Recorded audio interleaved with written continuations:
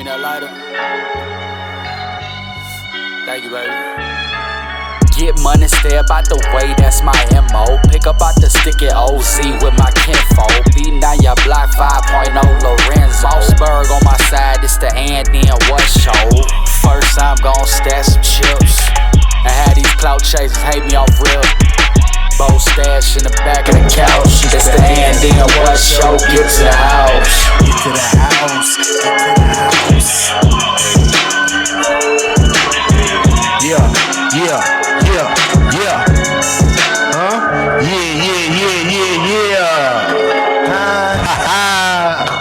Yeah. We back.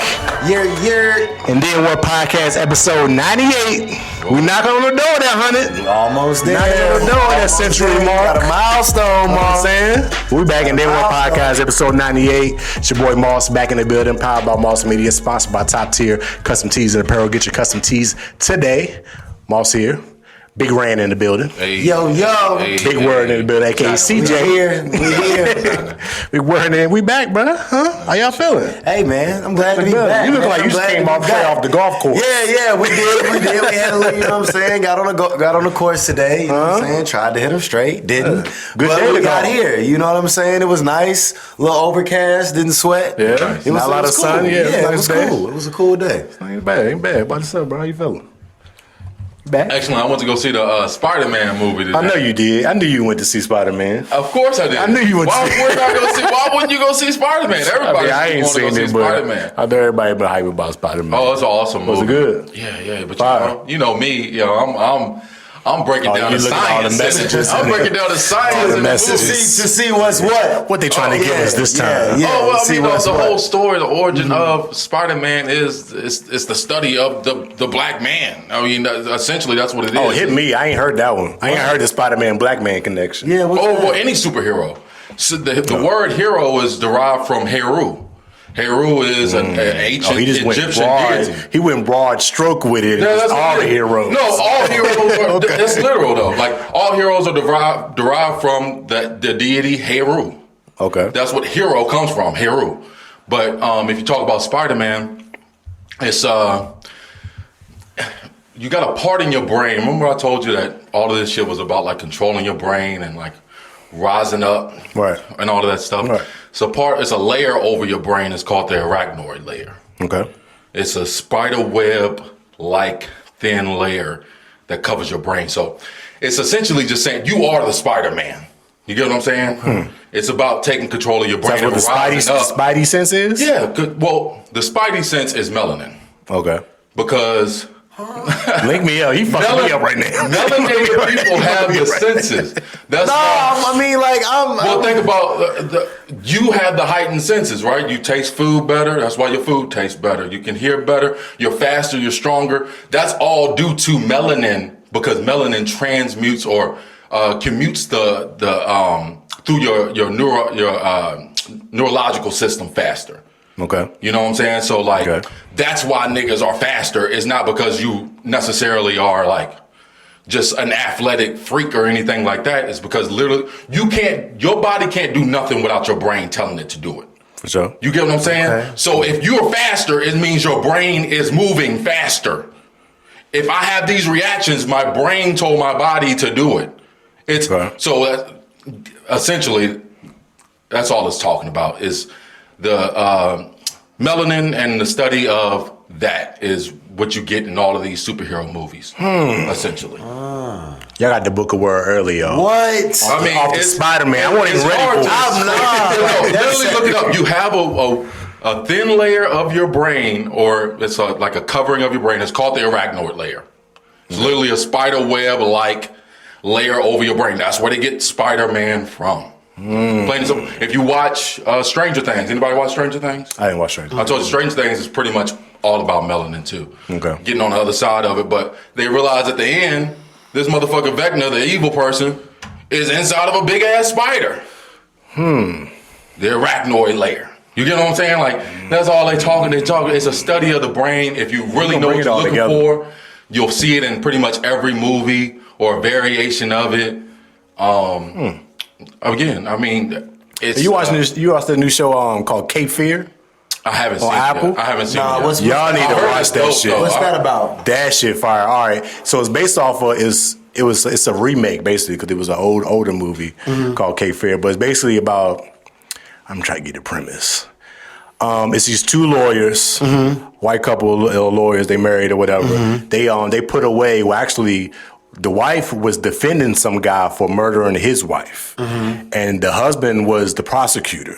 Okay. They end up getting married. They end up linking up during this trial. What? They end up putting away this man for I think he ended up serving like 15 years, ended up getting out. Now that he's gotten out, he's basically terrorizing this husband and wife and their family and splitting their whole family apart and terrorizing them in like crazy ways. But he going on some deeper And it's called Cape Fear. It's called Cape Fear. And it's on Apple TV got the Okay, all right. Apple I'ma TV tap been killing shit. Apple They TV they keep a good one. Yeah. They keep a good I'm one. on Silo right But now. that joint deep. Yeah, I they do want keep a to real try good to start watching Silo, but Silo that shit. they got a few joints on there I'm watching. I'm watching that Sugar joint is pretty good. That joint got some different What's that about? otherworldly sci-fi stuff going on about this dude that he's basically a private investigator. Okay. But he starts showing signs of something that he's capable of that nobody knows. Like, first of all, his name is John Sugar. You never met nobody in the world named John Sugar. Yeah, with no, the last I name haven't. Sugar. Yeah. So the name off the top just throws you off. That's his name. But watching it, you'll find out what he is and what he doing and why he doing what he doing. But it's some deep shit going on. Okay. One thing I'm figuring out about Apple shows is it's never just a blanket, like this is just what the show is. It's really simple. There's always some deeper meaning in it. Behind it. Or some type of sci-fi I'm or telling you, religious or spiritual thing. All of them is. I'm with you on that. Melanin. But some things ain't Dark Matter. blatant. Your Dark Matter Dark show. Matter was That's good. literally about Matter was melanin. good. Dark Matter was Literally, good. it's Dark Matter. The nigga is walking into a big ass dark cube, and that's how he, changes his realities and stuff like that. Melanin is the form of creation. That's what you know what I'm saying. That's what helps you create. That's why black people are so creative people. And they put it right in front. And the fact that it's shaped like a cube too shows you it's melanin because melanin is a sand-like structure within the body. People don't even know that shit. So they put it in front of your face.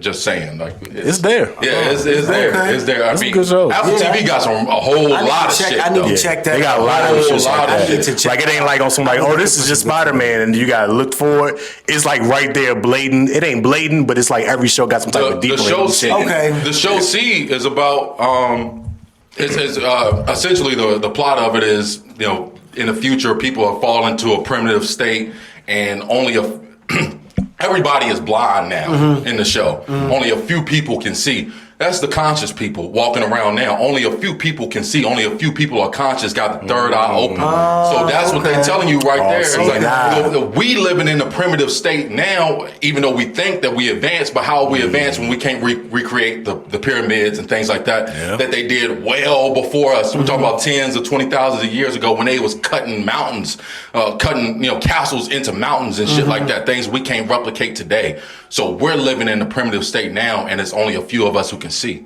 Or if you even think about it like The Walking Dead, that's also another show of the conscious people walking amongst the dead. It is not talking about actual zombies, or it's what's already happened. They, you know what I'm saying? They put people in this state to where they're walking around like zombies. Walking around in their phone, Going through the motions, going through the motions. They don't have any desire to seek higher knowledge, and those people could consume the people who are the conscious. You get what I'm saying? Because they're so overwhelming. So that's the idea behind that type of stuff too. We here with it. Now we got a lot of topics on the board, but we just hit you. We're just you a whole bunch of knowledge off the top. Do the knowledge. I mean, I'm telling you, when I watch these shows and everything, I watch it for entertainment purpose, but I can't.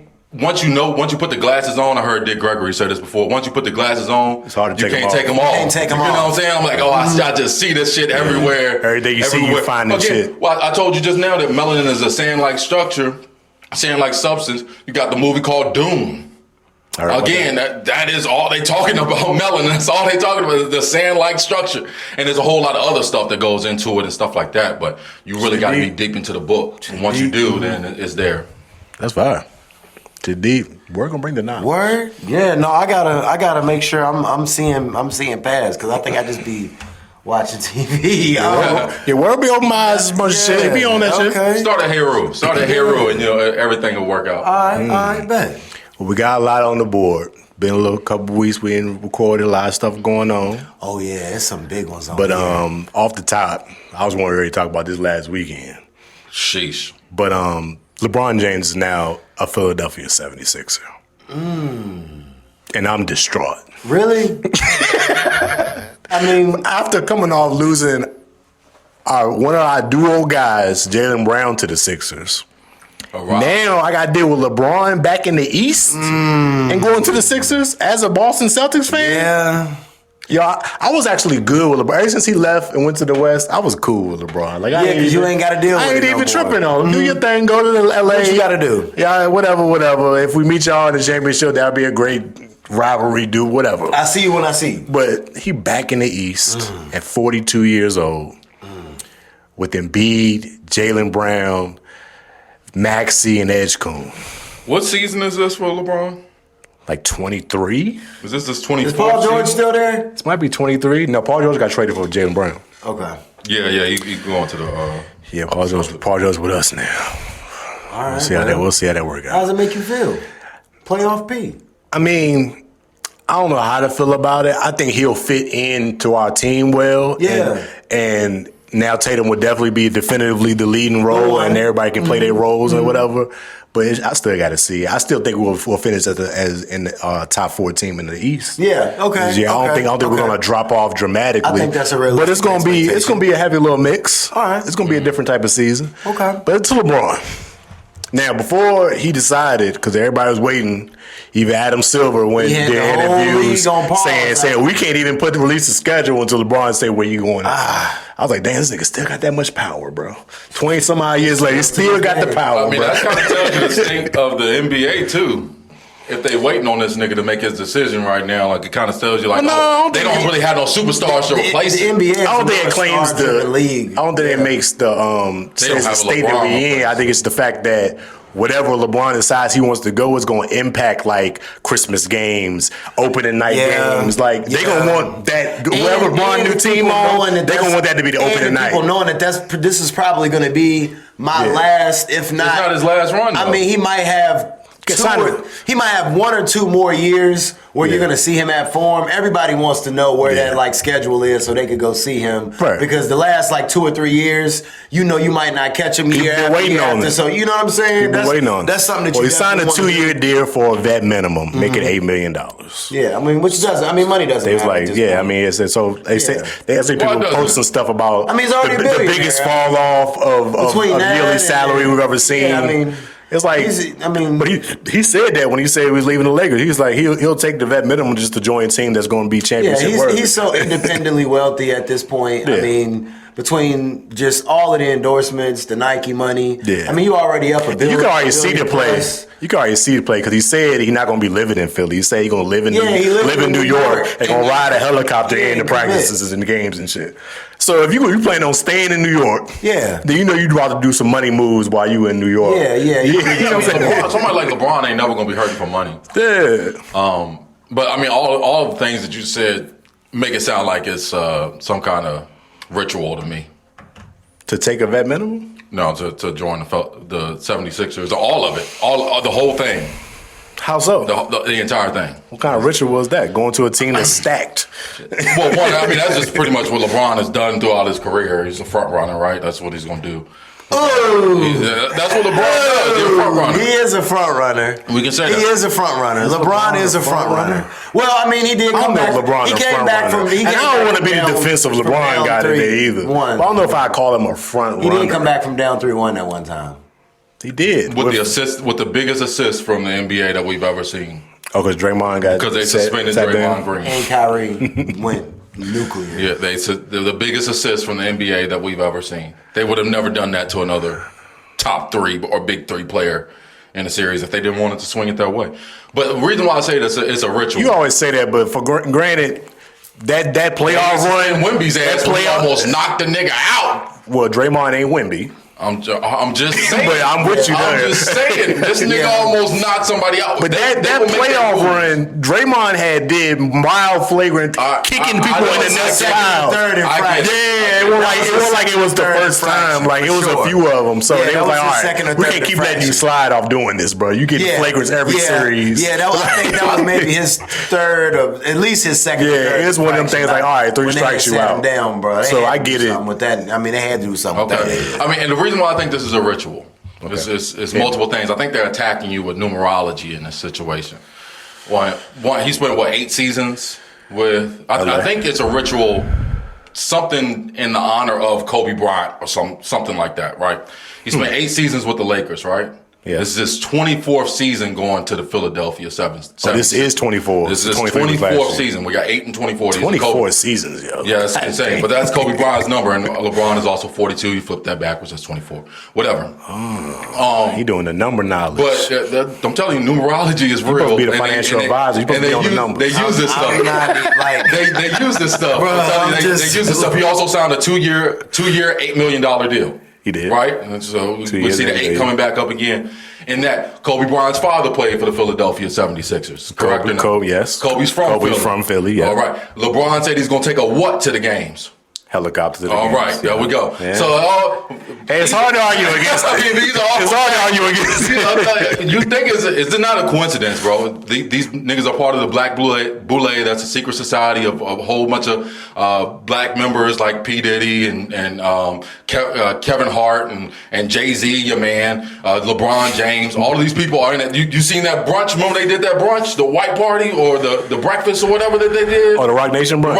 Well, they did those in a few years. He stopped doing. But I was saying, that's all the people in those pictures. That's the Black Boule. You see that? That's it right there. Nah, everybody at the Rock LeBron Nation brunch. has it tatted on his chest, dog. But everybody at the Rock Nation brunch can't be part of the game. LeBron has their symbol tatted on his chest. So Meek in it. Meek was there. Oh yeah, absolutely. Sure. Why Meek in it? Nah. Everybody can't be in it. DJ Khaled. Well, I mean, you don't have to agree, but you can't refute those numbers that I said and say, hey, the numbers, I can't argue the numbers. Maybe it's just a coincidence. Yeah. Maybe it is, but to me, it's not. Because I know, you know what I'm saying? Maybe it's a coincidence. I don't know. Kicking us with the knowledge. How y'all feel about LeBron going to Philly? I mean, all on some basketball from a basketball standpoint, I mean, it's a major city.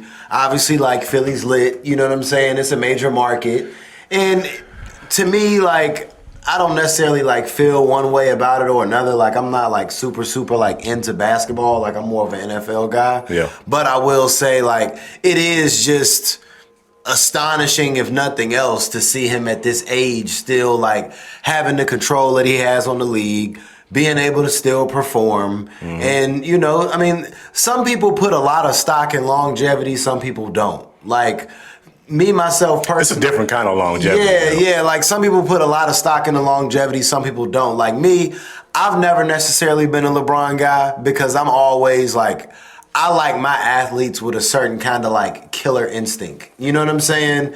And for me, I feel like LeBron has exhibited a lot of moments in his career where, like Word said, you know, it is some front running there, it's some deferring there, and it's some things there that, you know. I don't want to have to defend LeBron. LeBron was a killer with the Heat. No, not his first run. He had like, not his first run. Not his first run. What does that mean? Not the first run. He averaged 17 points in the finals. Not the first run. With the Heat, that first when final. Dirk walked him down. When they lost to the Mavs. Yeah. He wasn't no killer. And he passed off. But that was year one. Them next three, he was a killer. He only won two. Huh? He only won 2 in Miami. I thought he was there for like 4 years, though. He was. He won 2 out of them. That's what I'm saying. The next 3 years after that, he was a killer. I know. I was a Boston guy. He was killing niggas in the playoffs. Yeah, no, I mean, he was a problem. He had and that's another thing. Like, he was a killer in the East, obviously. Like, the East was notoriously cake for a long time. Now, I'm not trying to take nothing away from LeBron. Like, he's a legend. He's gonna wind up being a top 2, top 3 player ever, and he's going to a big city. Ain't nobody catching that points record. Yeah, he's every year he play. I think he almost at like 50,000 now or some shit like that. I have a question for you though. What's happening to who gets custody of Bronny? Well, Bronny's still with the Lakers. They just gave him extension. He'll get custody. So you said what? Well, they paid Bronny. He's going into his third year, and they gave him his money, so he's going to stay there for another couple years. Okay, all right. Well, So he's still LA. That's what's up. I wonder what the family going to do. The family got to be a little divided. No, they said they moving. The Savannah and the daughter, they moving. Oh, the wife and the daughter. Yeah, I was thinking all the other kids got their own shit going on. No, they said somebody. Those other kids. She got enrolled in some real like prestigious prep school in Philadelphia, New York, That makes somewhere sense. like that. So That makes sense. they're probably The wife got to come. Yeah. And the baby make girl. the house a home. And the baby you know what I'm girl. saying? Yeah. The boys, they do their thing. Yeah. All in all, I hate it personally, just as a Celtics fan. It's a fan thing. But at the same time, I just wish he would have went somewhere. I feel like Philly is just so stacked, at least top heavy stacked. They bench is depleted. They ain't really got a bunch of role players because they had to give all of them up. But I mean, I still don't feel like Six is gonna win a chip though. I feel like they still got to figure it out. So if they got a bunch of guards. So if he does bring it, if he does bring him the chip, like what does it do for his legacy? Oh, it would be another thing that nobody has ever done. Went to 4 different teams and won a championship. it would be something else. I mean, especially this late in his career. I'm not saying that. I don't think it's going to change anything from people who are.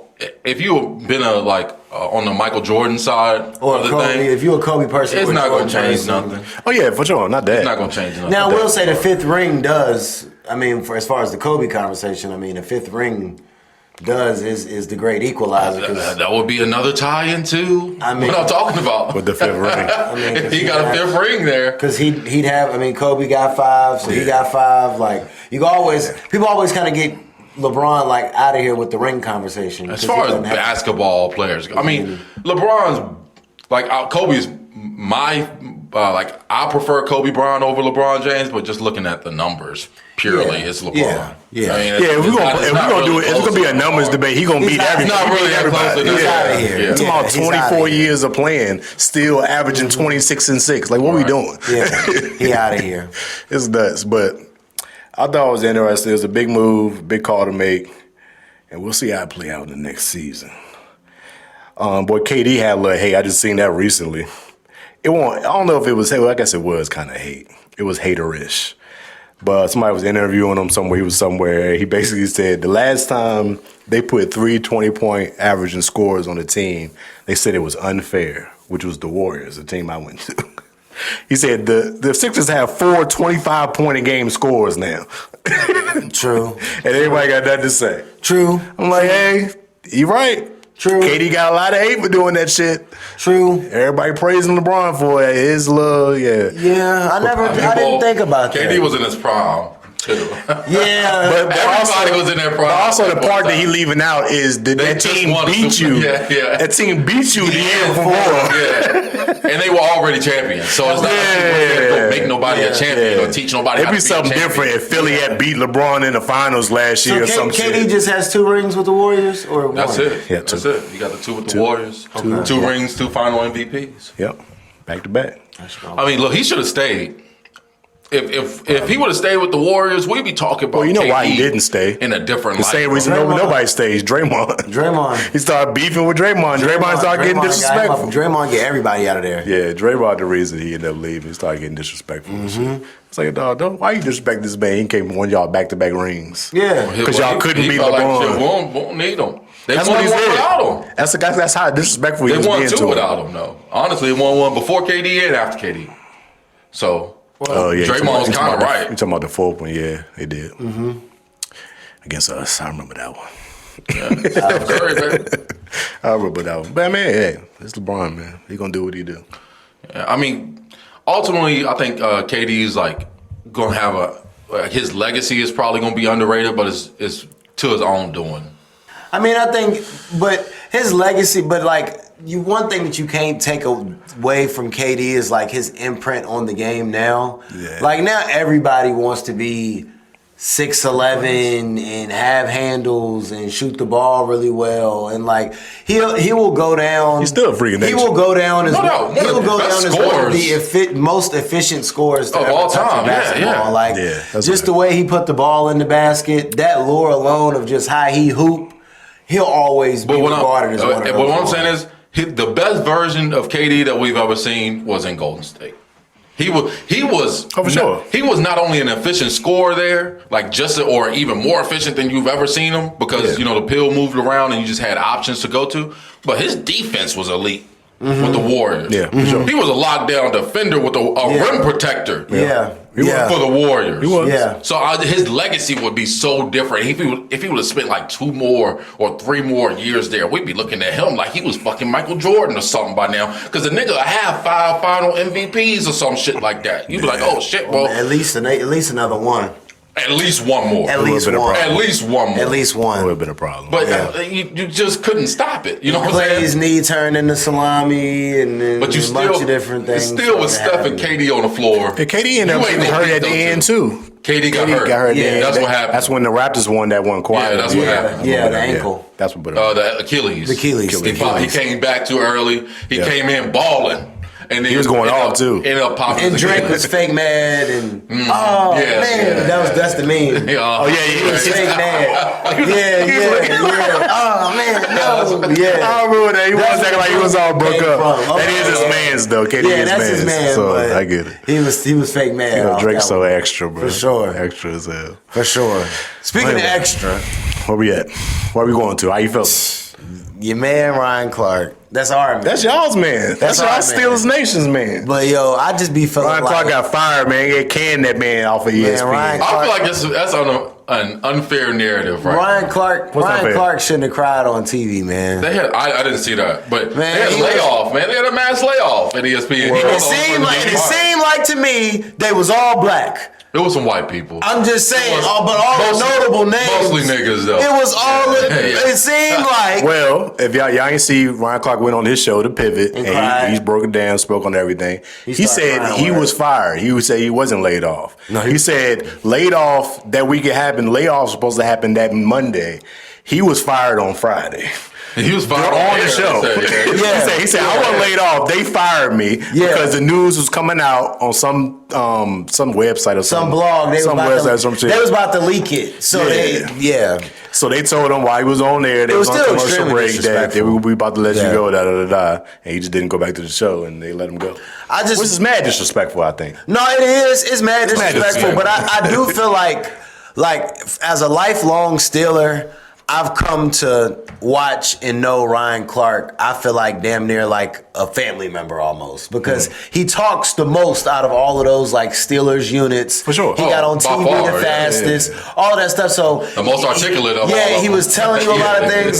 So one thing that I've like kind of began to kind of feel about Ryan Clark is he kind of like relishes the underdog role. Like how if you come into his story about how he got into the league, undrafted, even how he got to the Steelers, like a lot of his story is like he's not. You can tell that he's not as a big of a fan of stars, certain kind of, you know what I'm saying, like him and the AB beef, all of the young. I mean, even though he was right about AB. No, I mean he was right about AB, but just how he treated all of the rookies when he came to the team. He just did an interview with Cam Hayward, like.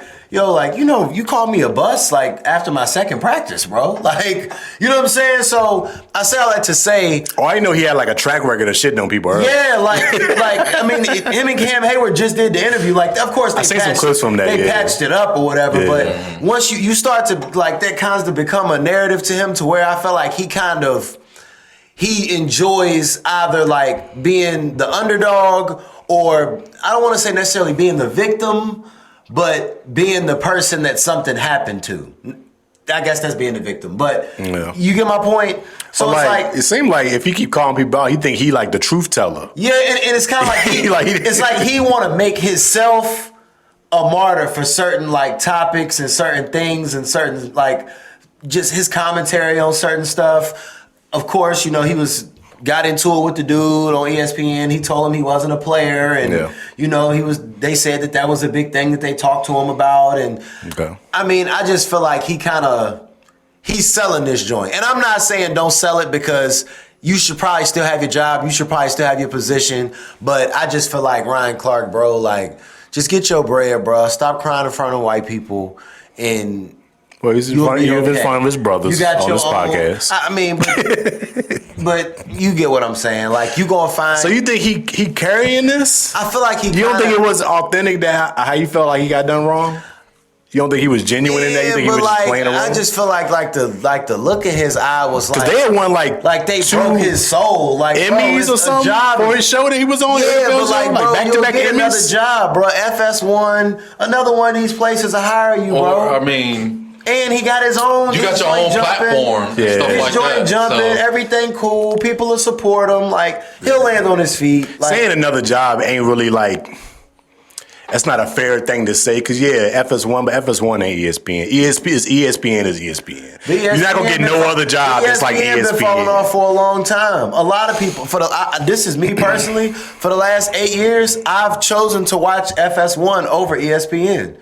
I like the shows at FS1 better. Who on FS1 still? Over the last like 4 or 5 years. When you look, I mean, like Nick Wright and all of them, they whole little mob. What's the other dude's name? They whole little mob. I don't watch FS1 no more. Ever since like Shannon and Skip and all them, I don't really. They got a big fight. I like First Thing First. That's good. First Things First. And Nick ain't bad. Chris Bassard. Yeah, Colin Cowherd. The joint. What's the joint that after they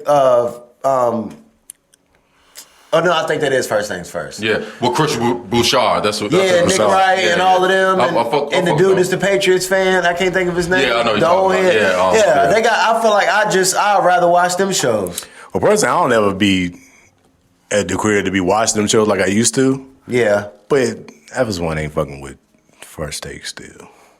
I mean, I haven't watched First Take in so I mean, nobody really watches it. I mean, but it's just ESPN is a bigger. I haven't seen Stephan A on TV in so long. ESPN is a bigger platform, so of course, like I mean, of course, you're gonna want to be with the bigger job, but I just feel like, yo, Ryan, like you be all right, fam. Like, just keep doing the pivot. Like, pivot is a big platform. You'll be all right, fam. He acting like, you know what I'm saying? He dragging it, like he ain't never gonna get shake back on his feet, bro. You okay?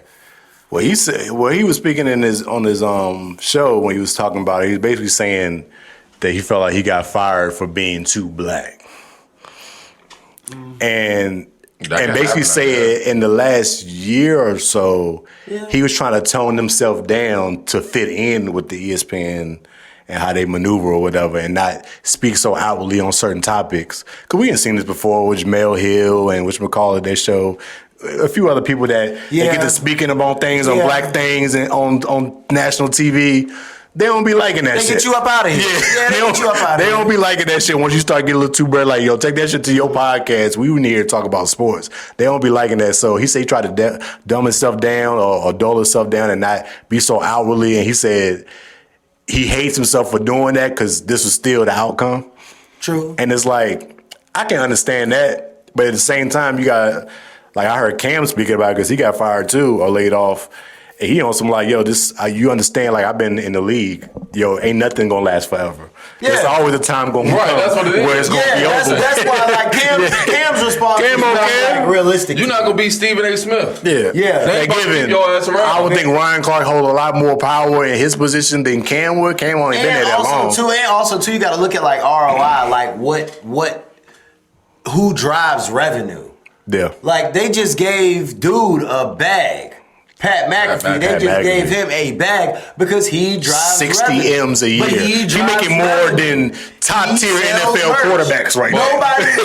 Nobody is selling no merch. Nobody is buying no nothing. Nobody is coming to none of those little game days and pre-shows and none of that because Ryan Clark is there. I hate to say it.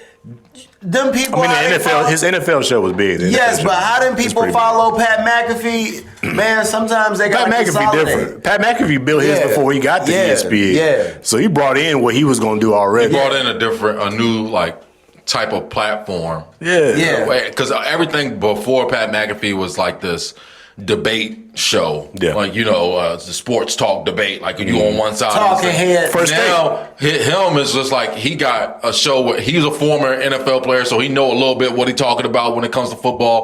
But then he just got a whole bunch of his friends, like, and they just vibing. Yeah, they just vibing, and he'll bring on some guys to talk sports with them. But that's pretty much it. It's not like it's not no back and forth though of like, oh, you took this side, I take this side. Now we got to have some ignorant takes because this traditional. We're steadfast on our side. Yeah. You know what I'm saying? That shit got beat to the ground. Right. Beat to the ground. So eventually they're gonna get rid of somebody like a Stephen A. Smith too, because he's not gonna really bring any. But at this point, it seems like McAfee and Stephen A. the only ones that's untouchable. The only ones that's getting any money. Because they the only ones that's untouchable up there. They paying them all the money. Yeah. I mean, essentially, yeah. That's their two biggest shows. McAfee comes on right after first take. Mm-hmm. It's right there. That's their whole. Yeah, they paying them all the money. Which I think their views are probably higher than First Takes too. Probably. Oh yeah, they're the number one. Yeah, and they selling the most merch. They driving the most. They getting the people there. Right. So they gonna keep giving him the money. He driving all the revenue. So I ain't mad at it, but Ron Clark will be all right. The Pivot is a great platform, great podcast. They have top tier guests all the time. I had a crazy segue when you just said so they just be giving him the money. I seen that next topic. When you just said giving him the money, I said, oh, here we go. That joint triggered me, yo. Oh, you talking about Bleek? Man, bro, that joint. Yo, I've been talking about that I have been talking about that more than what I thought I would have been talking about that when that topic came out. How you feel about it? What is this topic? Bleek and Yayo and Murda are basically having like a right man standoff. Because, but here's how your mans don't look out for you like our mans look out for me. The whole thing started real gay behavior with Yayo and Murda. They got a podcast or whatever. Okay, oh yeah, I remember that. And they get on there and they carry on. And Tony Yayo is hilarious, a great storyteller, no doubt. extremely funny, like.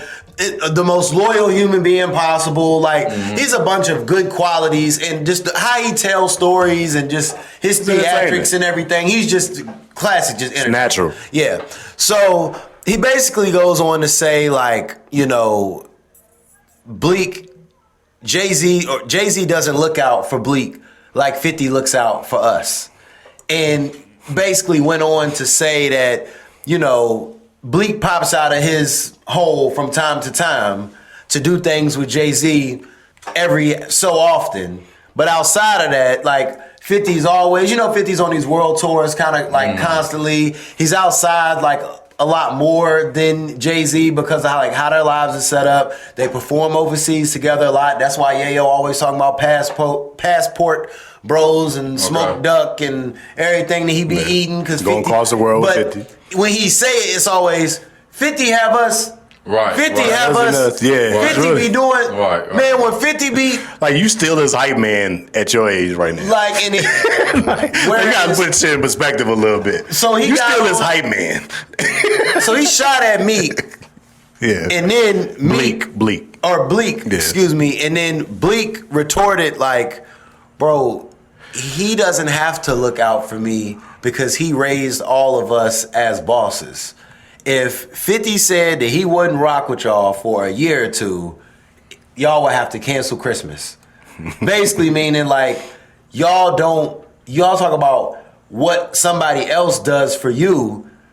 Who do you take care of? Like, why are you always on tour with another man? Why is you not with your kids at our age? You know what I'm saying? Why is you always following around being another, man's hype man, so to speak? Niggas about 50. When you not, Right. So basically, his I guess his ideology was he doesn't have to look out for us in that way because he all raised us to be independent and have our own businesses. So Bleek basically, Bleek's the creative director of, I think not the creative director, but he's like, Duce is like ambassador or something his thing. Like he's like the number one like VP or something at Duce. He also has a very poppin' restaurant in Vegas. Yeah, he got stuff and going on. 2 or 3 other business ventures that he does under that. Title, Rock Nation, Jay-Z, start a business formula that he's not contingent on Jay-Z for any of his money. Like, now if he comes out and he wants to do a show or something like that, but I feel like everybody knows Yayo and Murda depend on 50 to do them shows and do them international tours. Did you see Yayo and them's response to what Bleek said? After they said, if I start rocking with 50 right now, I'm going back to the trap. and Bleek, you confirm what the nigga just said. Right, that's exactly what I'm back to the block with. I'm gonna do what I know how to do. Now they say, bro, you 50, bro. They got other businesses. You 40 some plus. They got a dispensary. They have. They've been around money long enough, but you know how to they have other businesses to where 50 put them in enough rooms to where they're probably leveraging some of his cachet and some of his, social equity to do certain things. So I'm sure that he's not like spoon feeding them. Right. But it's probably way more than Jay being like, I'm gonna set these entire entities up. Outside of this year, you don't see Jay. Yeah. Like, so it's not you see like 50 all the time, so of course you're going to see them. And Bleek is going to come out and be his hype man anywhere he perform. Yeah. But if he's not, he's done 3 dates in the last 10, 15 11 years. Yeah, for sure. I'm not trying to be hyperbolic, but you don't see him like that. Yeah. So he ain't moving around like a rapper. Whereas with 50, he's always on a world tour. The Power series, they shutting down clubs, all that never At the very stops. minimum, 50 always on social media. The world tours never stop. He's every 5 years, they're doing a Get Rich or Die Trying or a Massacre or a G-Unit, something. Always got new shows. Yeah, TV shows. He's outside and he's a whole lot more like front facing because I feel like obviously he's trying to make up ground from that bankruptcy and. Well, 50's still in the entertainment business. Yeah, like he's still, Jay-Z doing shit outside of the entertainment business. Yeah, he's still running around. Whereas Jay-Z is to the point now to where he pulling strings and doing billionaire stuff, and he's behind closed doors shit businesses going on and stuff like that. So I'm sure his model is, bro, don't even worry about you making a bunch of money, like opening up or being my hype man, right, bro. Start your business. Yeah, start this whole entire business and do this, and you just run this, and it'll be.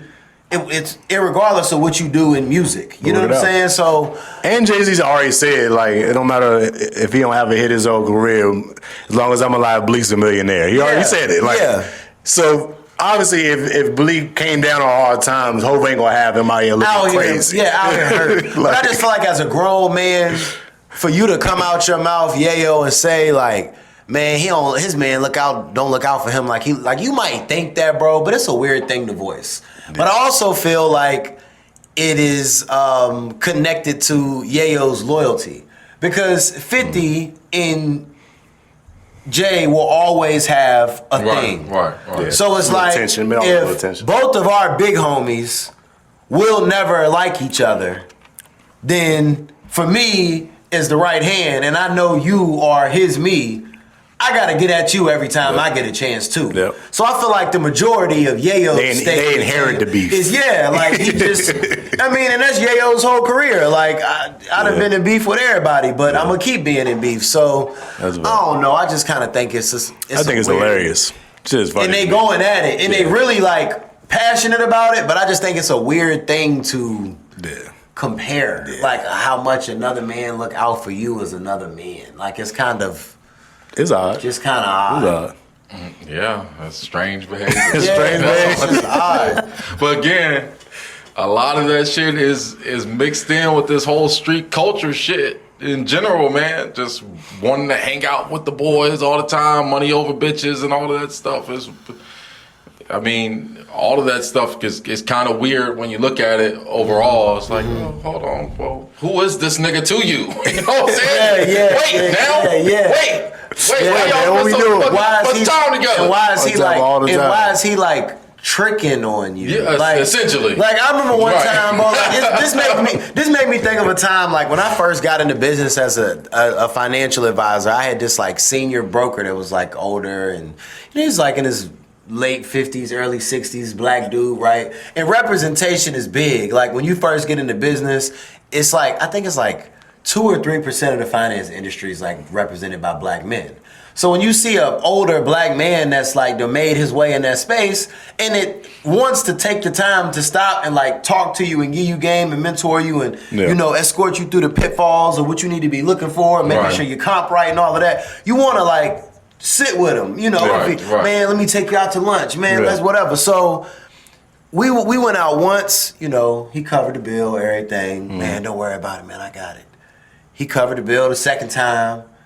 Don't worry about it, man. And we going to everywhere we go, it's getting nicer and nicer. The bill's getting bigger and bigger because we getting cooler. We talking more. Yeah. We didn't drink in front of each other the first 2 times we met. Now we drank a little bit. Bills tapped. Right. So on the 3rd or 4th time, it was like I seen him like just kind of like go through the motions of getting the bill, and then I had to hit him with the, hey, I like, wait a minute, bro. I can pay for my whole shit. I got this. Yeah, I got it. right. I got it, brother. Like, wait a minute, though. Like, I appreciate everything you trying to do and everything, Right. this, wait, like, like, I'm all right. You know what I'm saying? Yeah. So, and then that's when he sat me down and was like, bro, for real, like, I respect you so much for that, for even, you know, recognizing, understanding. He like, listen, like, I'm looking for write-offs, man. So, like, anytime. Oh, that's funny. I got. Oh, yeah, it didn't cost He him was nothing. making so much money. Yeah. He trying to lower his taxable income. Right. So it's like, bro, if it's between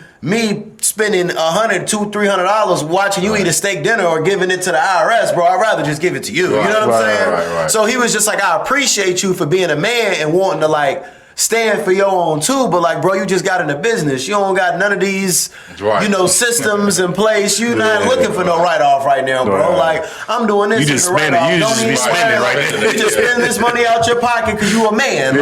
Like, so that was one of the times where like I realized like, or at least I felt that gut, like pit feeling in my stomach of, I don't know how much I could let somebody, you know what I'm after a saying? while, it's like, you trying to little roll me right now. Eventually, you're thinking it's like, well, this gonna have a bill attached to it. Like, Yeah, I'm gonna owe you like, something. yeah, You know what I'm saying? Like, Yeah, if you thinking it like as just on self-preservation, Right, just right, trying to have that mindset, it's like, Right. bro, what? Wait a minute, like I Right, ain't one of right. your hoes, bro. Like I could swipe. You know what I'm saying? Right. Like I'm self-sufficient in my Right, own right as a right, man, right. and I like at least let me cover your tab. But that was when he explained to me, so at least that made me feel better. Right, but for sure. in the back of my mind, I knew like, man, one day. Like I gotta be covering this stuff right, because right, this for sure. don't feel so. For them to be of that age complaining about walking who behind do the what, nigga all the time with the money. Yeah, Walking behind the nigga. Oh, my man got 50 got us. He got it. man, Imagine that shit all the time. Yeah. Nigga. Somebody asks for the money and you got to step aside all the time. yeah, You look at another nigga. Shit, over there. You got it right there. yeah, I mean, I get it too. Like it's like you said, it's in certain spaces that you can walk into. You ain't gonna have it because you might just be new to that space. Yeah. Right? Yeah. But eventually, you got to look up and say like, this is what I want to work myself up to. So I can, You know what I'm saying? have some kind of self-sustaining organism Some that is dignity. my own. Yeah. You know what I'm Yeah, saying? At some point, as a man, you gotta feel like, yo, I ain't gonna be feeling like I'm freeloading off this. Yeah, Like, yeah. Like, I ain't paying for nothing. Like, Yeah. just a free ride every time. Yeah, it gets to a certain point. It's odd. I don't know if that should be free. That should come with something. I don't know. Like I mean, of course, a he lot probably people doing stuff in the streets and stuff. They exchange that type of stuff for like, now you might owe this nigga a body. I don't. You know what I'm saying? You never know. Or you like some- I some turn your drug crib favors. into a stash spot, Right, or all types you got of a shit. whole this pack, or I'm gonna make you a mule, or man, Right. go ride and drop this money off, or let me put this business in your name. Before 'cause you know it gotta now, clean yeah. shit Now and you- I know. And then you feel like you can't say no. This man can't is say looking no, out but for you you like a owe this mother. man. You technically owe him. Right. That's But to keep the versus thing going on, I don't know if y'all seen the versus last week. I saw some clips of It was a LA Bompton It versus wasn't a versus between the game and YG. It wasn't a versus like I thought it was gonna be. Yeah.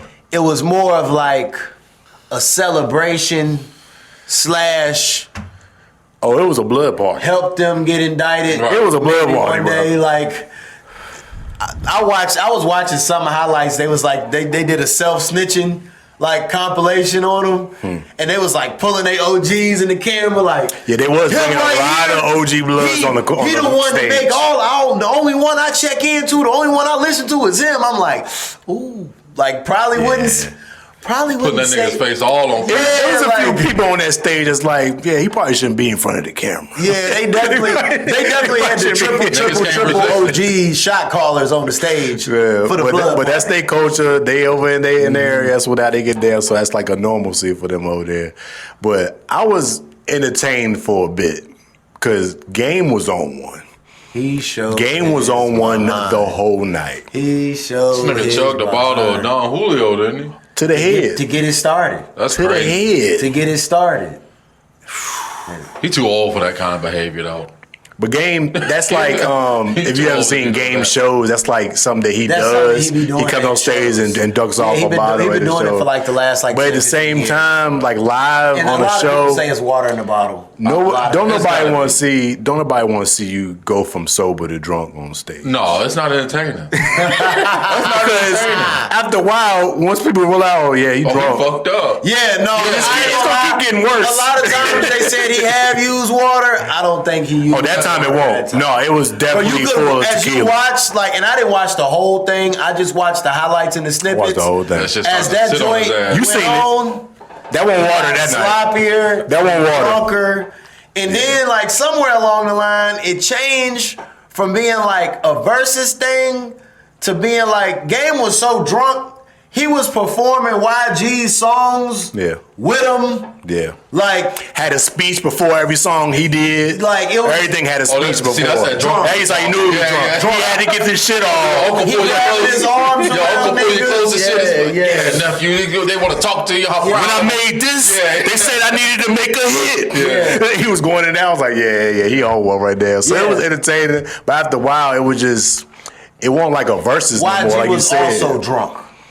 YG was turned up too, but he won't. He Like, wasn't drunk as hype Game, drunk. He but was he- like, he got more calmer the more drunk he Yeah, got. but Like he got was more on one laid too. back. They was both clearly intoxicated, clearly gang banging. It was a sight to see.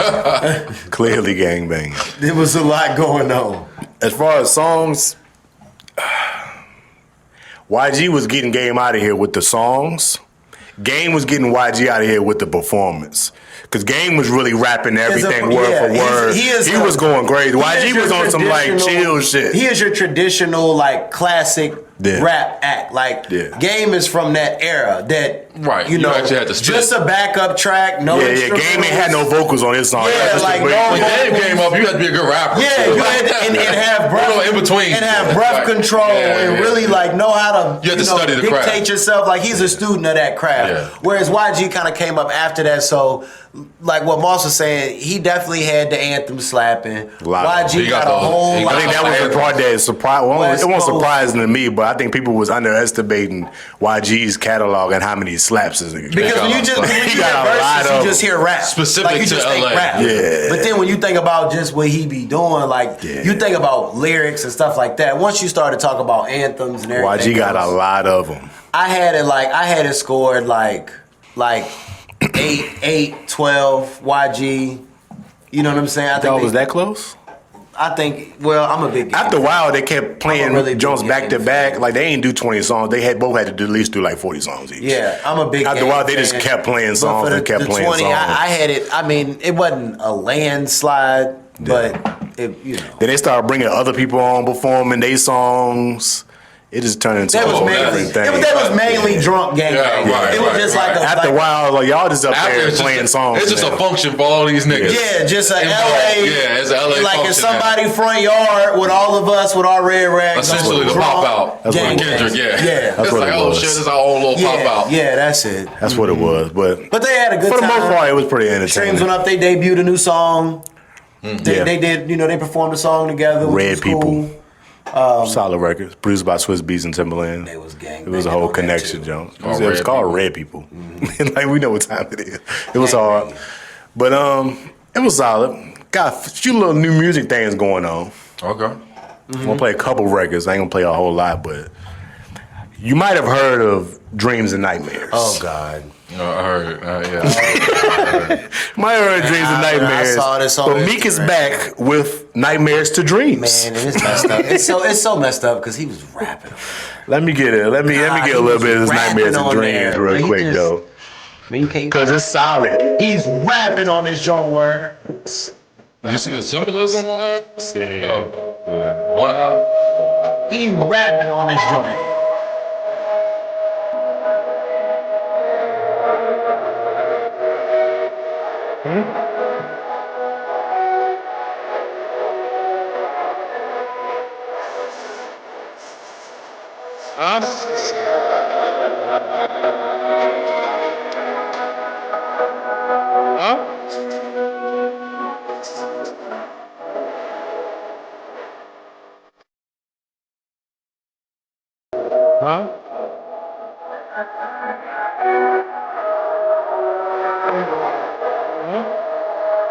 They got like 80 in it. Huh?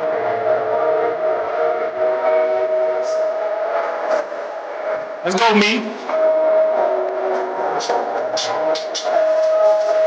Huh? This shit like Thriller Manila, huh? What? Gotta hear the beat drop. Huh?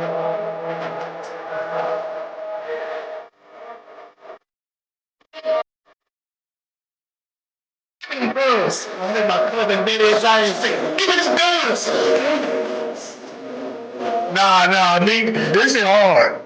I know people was hating because he flipped the same song over, but I think this shit hard. That's cool. Now he is our stationary Meek hater. Oh really? He does not like Meek. Really? Oh, I'm not a fan. Not like Damn, Meek. No, I'm not a fan. Like, don't I nobody. mean, When Meek tap into that pain vein, don't nobody rap pain like me. Nobody raps pain like That me. Meek flow different. I don't know if nobody raps pain like him, but that is his lane. Like when Meek rap And pain. Who rap pain better than when Meek? Fuzzy Braid Meek rap Outside pain. of Future, maybe. I'd say Future Pain might be the only one that matters. I go deep, like maybe Scarface. Like You went back with it. I'd say maybe Scarface. I'd say maybe I'm trying to think of who really raps pain. No, it's not. But I mean, my only issue is just that Meek is just he's a passionate rapper. Sure. He's very passionate, but he's not very clever. He's not witty. I don't know if I can go with that. I can't say that. I don't think you heard enough Meek bars. Meek got some bars. Yeah, Meek is clever. Yeah, Is he that got some what clever bars. I'm not saying he's not capable, Especially of on them being- Pain records. Fuck no, man. It's not close. What? Nah, Meek bruh. is not. That's why I knew that Drake was gonna wash him before they even dropped the. I was like, oh, he don't want that. Well, no, Drake way too witty and too clever for a nigga like Meek. Meek could get washed up, and that's what happened. He just ain't got the. He can dive into like that pain, like you said, of like his own life experiences, but I don't see Meek really like flipping shit, like as far as like cliches or having a lot of metaphors. he does that, or He don't have. He a, doesn't. That's not his He's style. not It's his known style. for punches. He's not a punchline rapper, but he has witty, clever bars. And when you come up in Philly as a battle rapper, you gotta have punchlines. Yeah, no doubt. He got the punchlines of like the real direct, like realistic type of just straightforward, damn, that was cold kind of punchlines. But it don't make you think about nothing. Like it don't make you think about connect a something. couple dots. Like It ain't on some like, It's just- play it's that back just what a- he say type shit, but it's on some like, no, oh, you don't shit, have to. he said some shit right You there. ain't never listened to a Meek verse and was like, shit, I gotta run that shit back because this nigga was, I don't know what he was talking Well, I about. ran this back a few times. Nah, This like song I, right ain't here. gonna just- lie, I can't say that, yo. Yeah. I can't say that. All Man. right. Meek You gotta has check out a some lot- more Meek albums. Has a lot of You got, verses. I think you basing this Meek's off a of good like rapper. Meek singles. But Meek's B-side songs, like his album cuts, Man, what? Meek get to it a little bit. He get to it a little bit. I mean, he got. You saying a little bit. You get to it a little I'm bit. just saying. I ain't he's not- saying he Drake level he not- rapping or Exactly. Kendrick But that's- level rapping. But that's the level of. I'm not saying the nigga can't rap. He just not. if that's what you're saying, yeah, he's not Kendrick. He's not He's not clever. Kendrick. He's not or- Kendrick or Lupe Fiasco or Black Thought. Yeah, he's not that type of rapper. He's a J. street Cole. rapper. He's a street rapper. Well, I know So- street rappers that are better than Meek Mill, though. For sure. I can't say that. He's one of the best. As far as what? Like who? Who? What street? Paint pictures of like what's going on in the streets. So- Oh, you'll say like Kodak or something. I get it. Oh, easily. Yeah. Yeah, it's not even close. Easily? No. Easily. I can't say It's that. not even close. I'd say they're in the same vein. I say they're in the Oh same no, vein. Kodak. will Yeah, rap I would think circles they're in the around same situation. I think they in the same think lane. they're I think in they the more same closer lane. than you would Hell think. no. I know you're a big Hell. Kodak guy. You hate Meek, so you gonna stand on that side. I'm huge. But they more closer than I'm you huge think. on Meek and Kodak. I'm huge. I on mean, Meek I've and never Kodak. been a Meek Mill fan. Like the closest thing I was, I watched everything from that Philadelphia battle rap scene when Meek Mill was coming up. So And Meek has him, a- Reed Dollars, Cassidy, all them niggas who was AR Ab, all these niggas who was rapping in the streets back then, Philadelphia. I studied their everything that they did. Like I wanted to be that. So when I saw a nigga like Meek, I was like, oh, I could do that at 15. You get what I'm saying? So I'm not impressed, but some people might be. Yeah. And I'm not saying that he can't rap. I'm not saying that, but I'm saying there's levels to it of like, I know a lot that could be easily mimicked. That's what when I hear Meek Mill. I don't think so. That could be easily, maybe not the I think passion Meek, in it. especially just his voice and rap voice, period, and the sound that he's created. People have tried it, but nobody has done it like Meek does it. Like that's Meek shit. Meek Mill's style Meek is shit. just Ace Hood. Man, it's just Ace Hood. Meek Mill and Ace Hood got the same style. It used to be. And Meek's flows have gotten a lot more better over the Meek years. tell stories. Yeah, his storytelling. What? is- Storytelling's good. It's top tier. It's top tier. Which again, these are different Meek Mill- levels of rapper. Meek has Mill a- is a student of the craft. Like you could see that as he was Meek coming has up. a classic album. But that don't mean that That he's championships Championships. album. an elite rapper. That doesn't mean that he's. In the last 10 to 15 years, who has had a better Boozy street a rapper better run? street rapper. Better street rapper run. Boozy a better street rapper than Different eras. There's different eras. Let's keep it in the last 10 to 15. Who's had a better street rapper run than Meek? Oh, I said Kodak. No, he had a better run than Meek. What do you mean? Kodak's run was short. What do you mean? Nowhere near the run. As far as Meek's run, from him signing to Ross till I guess since he been independent the last few years, since the Championships album, ain't no other street rapper had a better run than Meek. And you haven't heard anything. You think Meek Mill got more records than Kodak? Absolutely. And you haven't heard. What you mean what- about record? You talking about like Platinum, charts? Gold records? He got a lot of chart topping to hits. Yeah, That's what- nowhere near as many as Kodak. I don't think. I think if you saw the list together, And if you would be astonished and to be at honest, how washed but, it looked. and I'm a Kodak stan. It's a hard I love comparison when Kodak. you bring up the Kodak numbers. has not had Kodak a is a streaming meaningful era project in, artist. like, Meek came in the game when they was still Yeah, selling Meek ain't CDs. had one in a long time either. But Though. Kodak ain't had a meaningful independent. product in a long time. So I would say probably since back for everything, probably something like that. So it's probably been 4 or 5 years. Something like Kodak probably had a good 3 to 4 year strong run, and then it got a It little was up and nowhere down. near the lineage. Well, actually, the Meek whole had time a it's been whole- up and that. In down. 2017. But you got to think though, Meek's MMG run was as 10 long years as ago. Kodak's whole career. I disagree. No, I'm just saying like lengthwise. Like Meek How you was disagree on with fire. facts? Because Kodak he's still rapping now. Meek's still rapping. Yeah, but we talking about their prime run. Kodak hasn't put out a verse to where I'm like, man, he's really rapping in a while. Maybe I don't. I mean, that's all subjective when we talk about it. But that's why I'm bringing it to like if we're talking about comparing careers. Again, I mean, we can go to RIAA or whatever, and look at who has the most platinum records, who has the most gold records. We can look at who. But that has don't the mean most that you had a better career because you got more. What hit else? records. What measurement do we go by then? Longevity. But they're both still rapping though, so we can't say that longevity I'm is a talking part about of the prime thing. longevity. And one was rapping. Meek one was at his height for a good long while, at least a good 10-year streak. All of them Dream Chasers mixtapes. You know how many people I got the Dream Chasers? Yeah, no doubt. But like you said, these were different eras too. What we're talking about, like you talking about a nigga coming up in the 2010s. But all I'm saying is essentially like Yeah, he's before Kodak. There are better street rappers than Meek Mill. But I'm still waiting to hear one. Not a In the lot. last 10 to 15, give me one. I mean, I don't know. I mean, because it's all subjective. I could say this person, that person. It's like, oh, well, maybe not. I don't know. But Let's get to a guy both of y'all hate. Wale dropped another one. I don't hate Wale. Well, no. Wale a better rapper nigga. than Meek Mill. Yes, of course. By far. He's a different type of rapper, though. But when I say that, Wale's pen is up there with Drake and Kendrick's to me. He ain't that good. But It is to me. But that's what I'm saying. When there's levels to it, it's like I don't think Meek Mill that great of a rapper. Man, can we just hear the disposable Let's go. word over Overthink, bro. Don't do that. Don't do that. With that boy Alameen on there. You're taking my love for granted. Just Easy work, Wale. Hey. it's a perfect time. I'm gonna tell you what's on my mind. Fed up with you, being with me. When you don't love, it's all Hold up. I don't really want to smoke, but I'm trying to overthink. I don't want to smoke. Can we get real? I don't really want There's somebody anybody can sound like. different, yeah. I know like 6 people that do open mic night at White Hart Cafe that do this. Anybody been doing it for 15 years, though. This is lame. This what I'm gonna come out and this say what we it. Yo, ain't nobody fucking with Wale when it comes to girl songs, yo. Song for the girl. Ain't nobody fucking with Wale. I think Wale is better at Drake than this. Drake got his old MO from Wale. That's a lot, though. Because Wale gonna need a feature to do it. Always. He gonna need the feature to do it. He ain't gonna.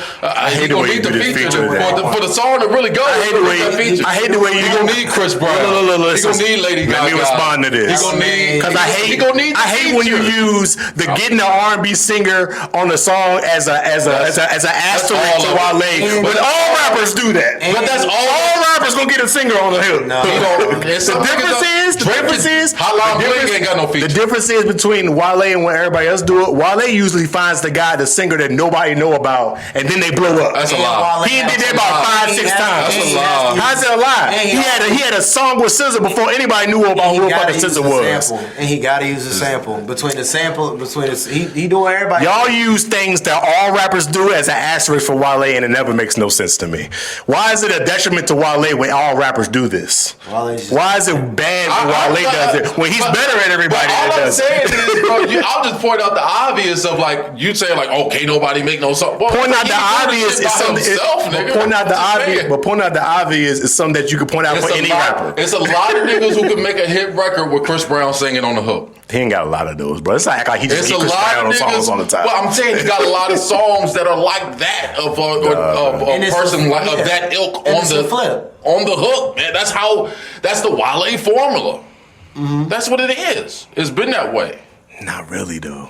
For the songs that reach the masses, yes, absolutely. They want sample flips. All of them want sample flips. But all original songs. Definitely got somebody. Bad is an original song, all wrote by Wale, by the way. Even the singers on his songs, Wale write them hooks. Wale writes his songs in totality. I'm not saying his pen ain't talented, and I ain't saying it ain't top smart to pen. Get somebody to sing those things. But you can't say he better at doing the girl songs when Drake can do the whole thing by himself. That's all I'm saying. You can't say that. I can't. And Drake gonna do the whole record. I'm gonna tell you why I can. Because Drake can sing, sure. He ain't singing better than the people that Wale gets to sing the hooks. No doubt. So that's why it makes it better.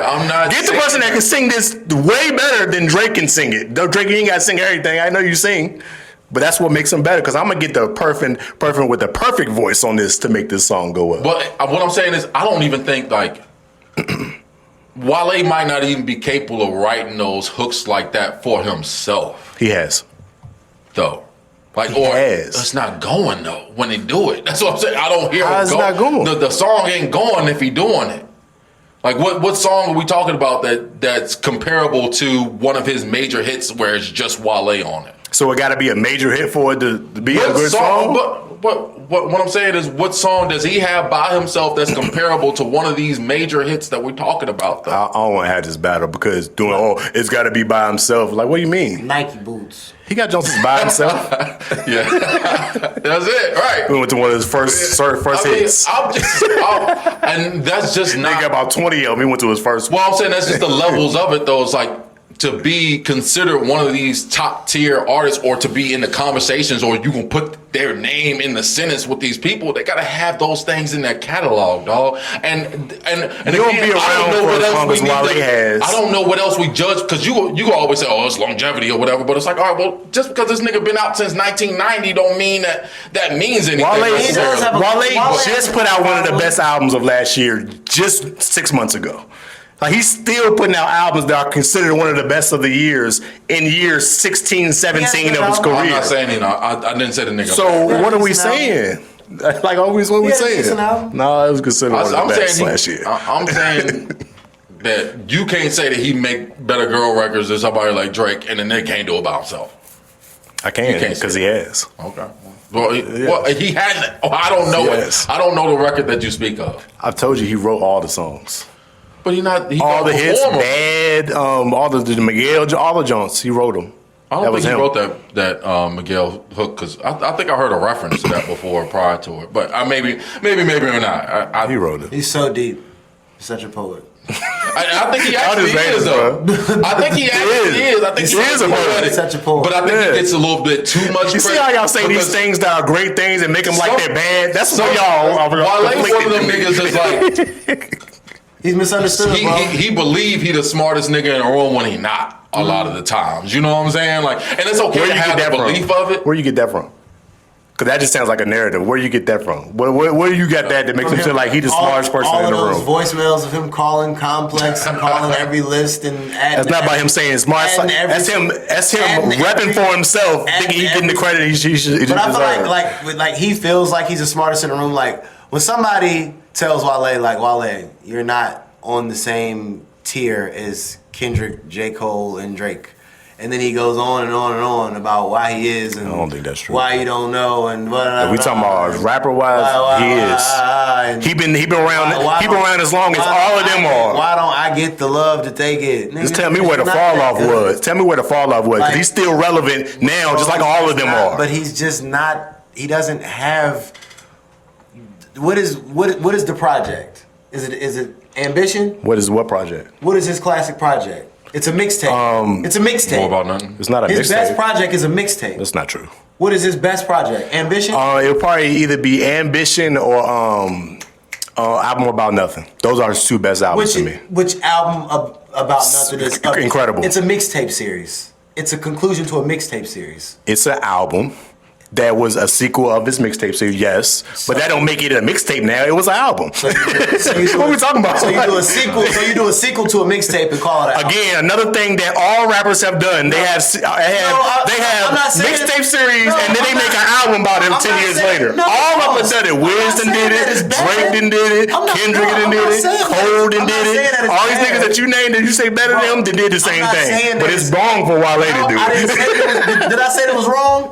I didn't say it was wrong. No, you're saying things that all these rappers you just named. What I'm saying is, he does not have. I'm saying you think Wale has a classic. It's not just me. You think Wale's cult fan base has a classic album. Once you get out of the DMV region, nobody really thinks that. I hear y'all talk about Wale like he a local artist. He's not a local artist, nigga. But the breakthrough singles, singles that he has is due to with R&B. It's just what it is. It is what it is when it comes to that, and it's a reason because of it. It's alright. He needs the extra juice.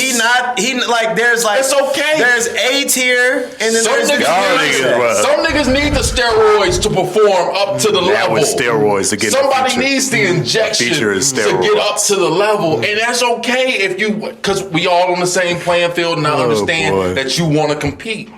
That's how you gotta compete to do it. Yeah. I get that. Would y'all say the same? All right, you gotta put an asterisk. Let's move it to an artist that y'all like. Y'all like J. Cole. Would y'all say J. Cole does the same shit? All his biggest hits got features. All his biggest songs got somebody singing on it. Not all of them, no. Right. Cole got a lot of records where he's singing on the hook. Yeah, that's big records. Sure. I'm just saying. Cole known as a great singer or something now? I'm not saying that Wale sings on shit too. He has albums he sings on. So why do you think J. Cole's more popular? What do you mean by more popular? He sells more records. He has a festival. Like Wale doesn't have none of that. Wale doesn't have a label. Wale doesn't have a festival. Wale doesn't perform stadiums by himself. Why do you think more people follow J. Cole than they do Wale? I'm just asking. Like, you said why? Why do you think that? Because he's light skinned. That's why you think that. that's what you think. He's light skinned. I don't think in totality that Cole makes it. I'm just asking. I know it do. I threw that out there on some bullshit, but it did. It makes a difference. It's the truth. That's why I always make the comparison with Drake. Drake and Wale are kind of like the same artists, but Drake is bigger because Drake is Canadian, light-skinned Jewish guy. Wale is an African, dark-skinned dude with dreads that the perception is going to always look differently. So these artists that you say are bigger, the perception is just going to look differently. So they're bigger because they cuter. I ain't saying nothing about cute.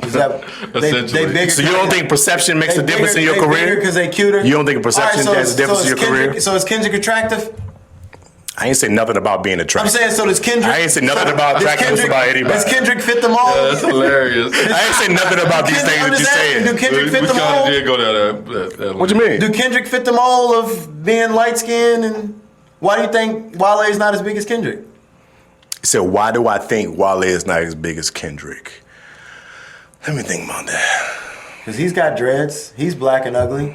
So All right, now okay. Well, So what they built up with Kendrick is a different thing than Wale had. Kendrick came up in a label, in a situation that they built him up to being such. Kendrick's hits are his own. Kendrick got hits by himself. Wale is somebody else's songs. I'm just saying, Kendrick got hits by himself. Wale's songs ain't his. Kendrick's songs went off by himself. Why is he on the hook not? of Humble? Oh, boy. You get what I'm saying? Like, who on the hook of the swimming pool? They also make totally different music. So Yeah, no doubt, but I'm just saying, it don't matter what genre you falling in. It's like, no, they rappers. again, Their when these music they make records is come different. on, people only hear Kendrick, really, for the most part. Like, oh, this is Kendrick's song that's ringing off. When it's Wale's song, it's Wale Kendrick ain't never had a It's feature. Wale and I'm not saying he never had one, but bro, you look at Kendrick's his big breakthrough records. It's Kendrick. It's just Kendrick, right? Like the ones that go off. It's in a homegrown label that helped build him, prepare him to that. While they've been dolo most of his time and moving around on his own accord for most of his situations. Niggas act like he won't sign to MMG. He was. And And when he signed with MMG, what did they say? Oh, this nigga don't fit with these niggas. Why he signing with MMG? He ain't even no street rapper. He ain't even no street rapper. Yeah, because he made it work out for him his own way. When he got signed to MMG, people hated that shit. They thought, why this shit don't look right? Wale also had Why y'all got this nigga to make gold records with these street niggas as a personal mentor when he first started. He was signed to one of Jay-Z's first things. He was his first one. It wasn't him and Cole. Like, no, not initially. Wasn't he one of his first It was artists? supposed to be him and Cole. He was one of his first artists. He was one of the first artists. He was one of the first 3 people signed on Rock Nation. Or on Rock Nation, maybe. It was called something else like S. Carter Enterprises. Whatever it was. So I mean, he had some help. You think that's the same as TDE? It was probably better. Why? Because everybody, what proof of concept did TDE have when they dropped Kendrick? Nothing. What you mean? What proof of concept they have no proof of concept. Everybody knew what TDE was. Kendrick didn't pop off immediately. Kendrick made TDE. TDE didn't make Kendrick. Right. Kendrick wasn't even the primary dude when he was there. He was the hype man for J-Rock. Bro. What is y'all talking about? Do y'all even know how it went down? But you wouldn't know nothing about TDE if it wasn't for Kendrick. That's just plain and simple. Yeah, like it was way more proof. Like you have more proof of concept when you're coming with the machine that's already built. You acting like Wale didn't have no help either. Now I will say this: everybody got help. Now shit looks different. I will say this: well, you got a team of people when you're from ground up. You're from different areas. Obviously, DC is a smaller place. It's a smaller market than California. So if you'll say that makes a difference as well. Like his market is smaller, yes, I get that. But there's a reason why he's not like. Wale is on the same tier of artists as Big Sean. Would you say it's harder? Like they're the same. Would you say it's they're harder? On the same tier. Would you say Big it's Sean, harder? Wale, Meek, they're all on the same tier. They're not. I've never argued with that point. They're on the same tier. I hate when people try to argue them up. Yeah. Keep them in their basket that they just not on the same tier. Don't try to say, oh, this person. Nah. They just he don't have A it. and B. He don't. It's okay. And they don't have those. It's okay. They don't have the tangible things that you can compare to those guys. Big Sean, all of it Wale, is subjective. You know what I'm saying? Meek, like they're bona fide like stars, but don't remove Drake, Kendrick, and Cole in that. They all came up at the same time. No, but they're all in the same fucking cover. Just saying it's a different tier. They're different. It's a different level. Why is nobody? They're not in the big like Wale's never been in nobody's big 3 conversation. Like Wale's never like Wale's more like a 6 man. Wale can't fill a stadium. Wale can't fill an arena. Like Wale is gonna open up for a certain artist. Now he's gonna do things in amphitheaters in small 5,000 people crowds, like you've been seeing him. Yeah, 5,000 is small. It compared to 28,000 people. Do you see? Sure. They have whole festivals. Yeah. Like they got whole. I mean, we ain't saying this nigga little flip or nothing, man. Yeah, but he on Big Sean level. What's wrong with saying he on Big Sean level? And look, no disrespect to Lil Flip because that's actually an underrated rapper. Like, what's wrong with saying he's the same tier artist as Big Sean? Like, it's nothing wrong with that. I ain't arguing against what y'all saying. I'm letting y'all continue y'all hate on. They perform in the same size venues, do they not? I don't know. I don't know what Big Sean did. Big Sean ain't touring. Big Sean ain't did no shows. Big Sean ain't doing no shows. They perform the same size venues. They do the same I don't think so. I don't think so. Like, it's all right. I don't think so today, no. Like, they absolutely. No. If they both drop, if Big Sean dropped the album, sales-wise. There's a lot of ifs in there. Big Sean ain't doing nothing. You don't think? Big Sean ain't doing nothing. So if we look up Big Sean's last album and Wale's last album in sales, you don't think they'd be comparable? No, Wale was blowing shit out the water. All right, let's just see. Wale's last album he dropped and Big Sean's last album. Yeah, let's do it. I don't know. I don't keep up. Yeah, do y'all even know what Big Sean's last album was? Let's just see. I can't tell you. Hey, I know. Let's just see. I know. No, nobody does. Anybody think about Big Sean right now? But similar, I agree though. Similar tier artists. The same tier. It's different. Similar tier. Them other people that you bring out and flamed out, and Wale still put out one of the best albums last year. Meek Mill ain't in that conversation the same no more. Big Sean ain't in that conversation the same no more. So that, I can't say they still in the same. They in the same tier today. They not. Okay, so they on their last album, they both sold 23,000 records. One sold 21,000, the other one sold 22,000. Wale sold 22,000. So you sold 1,000 more records than me. You got the same tier artist. I don't know what you looking at right now. Look. But all right. Look. What? You see it. It just came out. Better Me Than You. I do remember that album. That was a couple years ago. Yeah, so they both, so when they drop, you sell 20,000 records and... Sounds about right. What was Big Sean's hit record over there? I'm saying, nobody knows. I don't know none of this Joe. Y'all know watching us. Y'all know watching. Y'all know you're going with Leon Thomas. Y'all know that record. Oh, but again, Y'all know that record. Leon Thomas hot right now. It's like Maybe Big Sean should have got somebody on the hook. I'm saying, when they both drop, they gonna sell about 20,000 records and life gonna go on. Like, but you just can't. Why can't you just acknowledge the pattern of, like, of course this nigga knows how. The only pattern is y'all hate him, so y'all ain't gonna never acknowledge nothing great that he does. And I know what he's done that's great. That's the only difference what we talking about. Y'all just hate everything like he do. Broke these R&B artists like, oh, it's because he got on the song with Wale. Now this nigga big. Like, no, all these artists was like had the like established prior to getting on the record. When you start talking like this, you speaking about things you don't know. Do you know who Tierra Thomas is? Name another Tierra song Thomas after that. I'm saying, did you know who she was till she did that song with Wale? Like he broke her. Like, I don't even know who. What song is that? What you talking about? Bad, one of his biggest singles. Did anybody know who she was when he put on that song? Nobody knew who that was. And it became one of the biggest songs in the last decade, or 15 years. But I mean, like, but she didn't. I get what you're saying. But y'all saying he leans on the R. No, that's an R&B singer that nobody heard of, and it became a #1 hit. Is that your one shot that you got though? That's the thing that came off the top of my head. Is that the one you got? I mean, because he got other singles that are pretty much cut from the exact same cloth. Is that like? But it was with much bigger R&B artists on it, right? Like Chris Brown's, Miguel, like you said, Leon Thomas. I mean, the list goes on. Lady Gaga. Oh yeah, Lady Gaga was the first one. Yeah, that ain't like that shit, but I mean, but that's what broke Wale though. Essentially, was the record with it won't Nike boots that did it. Oh, right, Nike boots is the one that did it. Won't, bro. Not to the masses. Niggas heard Nike boots like it's hard. Like niggas buying mixtapes. I'm talking about on the radio and shit. Yeah. Like Nike boots was never on the radio. Nike boots wasn't on JJS. You know what I'm saying? They didn't make it to like one or two. Where's y'all definition of a song that breaks an artist? What's y'all definition on that? Like to break to the masses. Like, oh, that's changing it up. I'm saying, y'all say it's a song that broke him. Nike Boots is the first song that we know about that heard from Wale. I'm talking about break to the masses. Like his first radio record. Like right. Which didn't work. It was on the song radio. Didn't work. I mean, it was on the radio. Yeah, because the label gonna put it on the radio. The song didn't work. That was big. No, y'all don't even know what y'all talking about. Just because y'all know the song don't mean it didn't work. So out of all his biggest singles, like what single sold the most? I'm sure the Looking at Me record's top 5. The Looking at Me? Ain't that the song? Looking at me. Ain't that the song? It's gonna be either Lotus Flower Bomb or Bad will probably be 2 of his biggest records. Tory put out a project.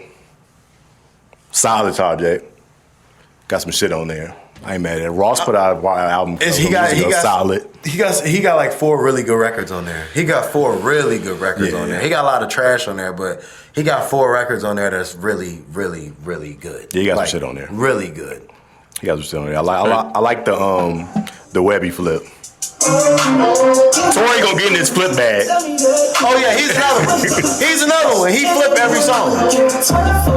Well, Tory a chameleon. He don't really have a style of his own. Like, he don't have a sound of his own. But he don't. Like he can clone your shit like a motherfucker though. Yeah, like he can take your shit and do it better though. Yeah. Like, him and Drake both he a had Drake clone. Yeah, him and Drake both had that like natural ability to sound like you better than you. Yeah. They just listen, can absorb, soak it up, and then just go. They gonna take your flow. Yeah. Oh, it's happening. Yeah. And you be like, I oh just shit, wonder. he So fucked my shit up. Though. it's a mix of AI though in jail, right? Gotta be. These could be. I don't know what records. studio he got. Nah, these are new things. Really? And some of the raps he talking about shit that's happened this year. Yeah. Like these are So I newly feel like recorded songs. I feel like some of it's AI. I feel like some of it's him like doing it like over the jail phone, like just to get the vocals and everything. Oh yeah, and then like they the do cadence, enhancing. and then they take it and then like make it to where it's better. Because I've never heard jail I don't know music who sound this recording good it, but before. his shit sound crispy. And it's mixed good, fire. Yeah, it should sound crispy. But technology is different these Don't days. this nigga still And got it ain't like when Sean 7 did his years? album in jail. He still got some time. Sean literally did his joint over the phone, phone in yeah. jail. You can tell, you can hear that He shit. got some time. Technology a little different He these got days. some time. Oh, yeah. I think he still got like. You got a lot of He time. got like 6 years left. I don't know. He got a little while. 6, 7 years got a little left. while. Got to be. He got a little while. Gotta be. Time was almost over. He got stabbed up. He did get stabbed up. Time was Man, almost but I up. don't know, yo. Like he don't sound stabbed to me. He don't sound stabbed to wasn't me. sound I'm stabbed. saying, bro. Like he don't like. How niggas sound like I'm he got just saying, stabbed? his team act like he was on life support. I mean, it was like That was a while. it was about 7-8 months ago, yo. It was about 7-8 months ago when that happened, bro. That was a little while I ago. feel like he overdid it. I You- feel like somebody cut him, yo. This nigga tried to sue the jail. I feel like he got. I ain't gonna lie. The antics that he been pulling with his team to try to get out, He has been wild. it's been ridiculous. He been wilding. He been doing a lot of shit, He yo. got stabbed. Like they act like he won't gonna make it. Like bro, they said he was on No, the he got ventilator and stabbed. everything. Well, he got stabbed like 16 times. Yeah, he said he got stabbed pretty bad. the Saying, fuck but like- up. Pretty bad. But like, Now I don't know if That's it's on true or video. not. and also like, No, it's true. It's true. They got a video of him getting Oh, yeah, stabbed. he got stabbed. It's on video. You say he should be sounding different because he I got feel stabbed. like, I mean, come on, bro. Paul. They had to pierce a lung or something, Yeah, right? something. Like you got stabbed 16 times. You still sound this Yeah. good? Niggas should be breathing hard on the track. Man, dang, like I don't hear it in your voice, man. Should But be whatever. laboring on the track. Yeah, bro, you got stabbed 16 times. I mean, you Well, got to it was sound something different. like that. It was, That's it was funny. a good amount. though. That's funny. You don't sound stabbed to me. Hey y'all, we about a month out for football starting. So Let's go, man. We about a month out. Let's go. So excited. We got some listing and came out here. Oh yeah, you know I had my gripe with it before. What? So I'm What glad gripe? that- Which list specifically? We talked about the top 10 quarterbacks, but we ain't get into it because I don't think the list was actually won out at the time. It won out. Well, who's the top 10? What's like, give it to me. Well, I actually got the Madden list. Okay, that's fine too. The Madden That's list of fine. the top 10 rated QBs in the league currently. All right. Matthew Stafford is a 99 at 40 years old. I think that's wild. Coming off MVP. I get it, but I just don't think you can be a 99 if you don't have other 99 type attributes. Like the nigga can't run. How can you be a 99? Yeah, 99 is kind of crazy. if you can't run. He got- Like Josh Allen a 99 too, and I understand why Josh Allen's a A lot 99. of shit that's 99, yo. Yeah, I get that, but I'm just like, how many attributes do you have to be 99 to be a 99? Man, when you- Well, on the This is game, weird. if your QB ratings are up and you're a QB, then that can open I it get it. overall. Okay, I get Yeah, it. I So- get it. because the position don't have to be. It's how you play the position. Yeah, No this doubt. is the position. And also, I mean, not for nothing. I mean, his attributes, he's one of the more talented throwers of the football that you ever Of all seen. time. From just the different platforms, Oh, Stafford him. arm angles. Stafford him. I mean, He probably it's a lot. He probably a top 5 He ain't guy in coming that off an category. MVP season, so you kind of got to. Yeah, but that's why I think this is really. I'm not saying Stafford ain't. He was definitely one of the best player away quarterbacks from in the going league. back to the Super Bowl. He's definitely one of the best quarterbacks in the league for sure. But what I say, he And should I be feel like he rated a would've gave 99 on Madden. 99 is a Fuck stretch. no. 99 is a It's a stretch. stretch. Is he a 95? In the 90s for sure. Probably so. Yeah, 99 is Right. like, Off the so- MVP season, give you a couple points. Yeah, no doubt. Sure. No doubt. Get I you can a little. see They play favoritism. on Yeah, that type and you shit. just got the a little MVP, bit. bro. Josh I Allen get got the it. 99 at And 3. they got to let that go. Joe Burrow 97. And that is just ridiculous. Like, what's this nigga's injury rating? Why is ridiculous? If he healthy, yeah. Why is I don't ridiculous? see it, man. He don't think Joe Burrow really like that. I've been telling him he probably like one of the closest things to Brady that He we can is, see. But that you just swallowing the fucking media narrative when you. I say that just because I knew that was gonna piss the you off. closest thing to Brady. Like, what makes this? I don't nigga the believe closest this. Thing to Brady? I don't believe this as far as like his What? career. But you know- I'm talking about as a passer of the But you ball. want to know There's what I heard similarities though? there. Like that was a more like comparison. I've heard somebody say that he's more like Matt Ryan than he is Tom Brady. I can get with that. He's more athletic. You got one really good MVP season. In the rest of your prime years, you regarded as like top 4 or 5. I don't think Burrow got it. That's the majority. Burrow has 0 accolades. That's the crazy thing. No, he had that. They went to the Super Bowl. No, he didn't get no MVP. He didn't win MVP. Burrow has But 0 that was like, accolades. He has the Super Bowl run was. He might have some like Pro Bowls, but the nigga has no All Pros. He's never won. No, he had to have won All Pro. He's never won All Pro for his position ever. But we regard this nigga as a top 5 player at his position. Literally, look at his record against Lamar Jackson, the other quarterback in this position. Lamar spanks Joe Burrow. Lamar right behind him. At 94 overall. But I'm saying that's disrespectful because like what has Joe Burrow done recently to make him better than Lamar Jackson? Lamar just went 41-4 2 years ago. Lamar ain't done nothing. 41-4. Lamar got the highest passer rating of all time. But I'm saying, did you know that? I get that, but what has he done in the postseason? But what has Joe Burrow done in the postseason? He went to the Super Bowl. That was 4 years ago, dog. Lamar never did it though. But I'm just saying, Lamar never even won an AFC Championship game. Eventually, though, he has been to the AFC Championship though. He's never won it. But we talk. I mean, he didn't won. How many playoff games has Lamar won? 3. I think 3 playoff games. Let's be for real. But that's aside from anything because you can bring up the playoff argument and then never mention the fact that Joe Burrow ain't been in 4 fucking years. Like people will say, "Oh, well, Lamar ain't." Is that his fault? Is it his fault? Yeah, directly. Is he not the directly? You just said he's a. Well, they're saying that he's a 94, 96 rated quarterback. 7. And then when we say he missed the playoffs, it ain't his fault. Even though he got the best wide receiver in the game, a generational talent at that. Well, there's 2 sides to the ball. I'm not done. He got the best wide receiver in the game, a generational talent. For sure. Look, Jamar Chase is so good. Jamar Chase didn't play his senior season and still, his last season of football and still got drafted in the top 5. Elite. We don't see that type of shit happen. He's elite. So that's how good his number 1 target is. His number 2 target is one of the best 50-50 ball catchers in the game. He is. He is great. He got one of the best wide receivers in college. Again, he played with who? Jamar Chase and Justin Jefferson, 2 of the best wide receivers in the game, if not generational talents of Justin Jefferson, generational talent, Hall of Fame type of player. Joe Burrow is a guy who's carried more, and I'm not saying he can't put the ball where it needs to be, but it's a clip of Joe Flacco on the quarterback show saying like, shit, you just gotta throw it up to Jamar Chase, man. He gonna come down with it. He's like, man, I'm just throwing shit. Man, but also though, man.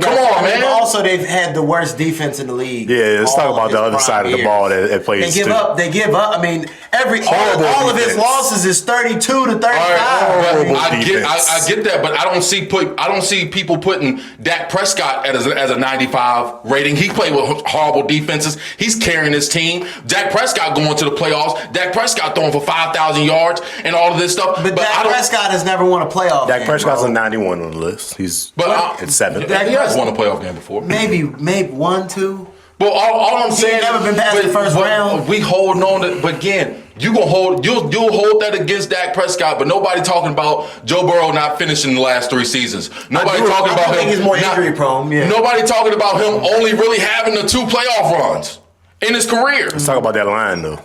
And one of the worst lines in football. Horrible. One of the worst offense. I mean, if you can't protect your quarterback, it's not even close. And then the whole can't protect your quarterback, he's gonna get injured every year. He has a bottom 5 offensive line. Can we agree on that? Can we agree on that? One of the worst O-lines and the worst defenses that you expect the quarterback to make it through all that. The defense carried them through his playoff run. They have a bottom. The defense carried the Bengals. People forget that though. They have a bottom. People forget the defense carried. Look, Joe Burrow wasn't great through his playoff run. He wasn't great in the Super Bowl. The defense got turnovers for him to make him to give him opportunities to win those games. Where do you feel like he's ranked? Joe Burrow. I mean, I would say he's a top 10 quarterback. So you're basically saying, when he had a decent defense, he went to the Super Bowl. So he's not top 5. And since he's not had a decent defense, they haven't been in the playoffs. He's not top 5. I'm saying, wouldn't you say that would be the problem? No. What? From when healthy, he's not top 5 to you? No. Top 7? Possibly. I'm not a Joe Burrow. Definitely a top 10. I said top 10. So give me 6 quarterbacks better than him. Oh, yeah, it's easy. I think we got Stafford, we got Josh Allen, of course, Lamar Jackson, Patrick Mahomes. Honestly, I like guys like Jalen Hurts over Joe Burrow, honestly. Man, that's crazy.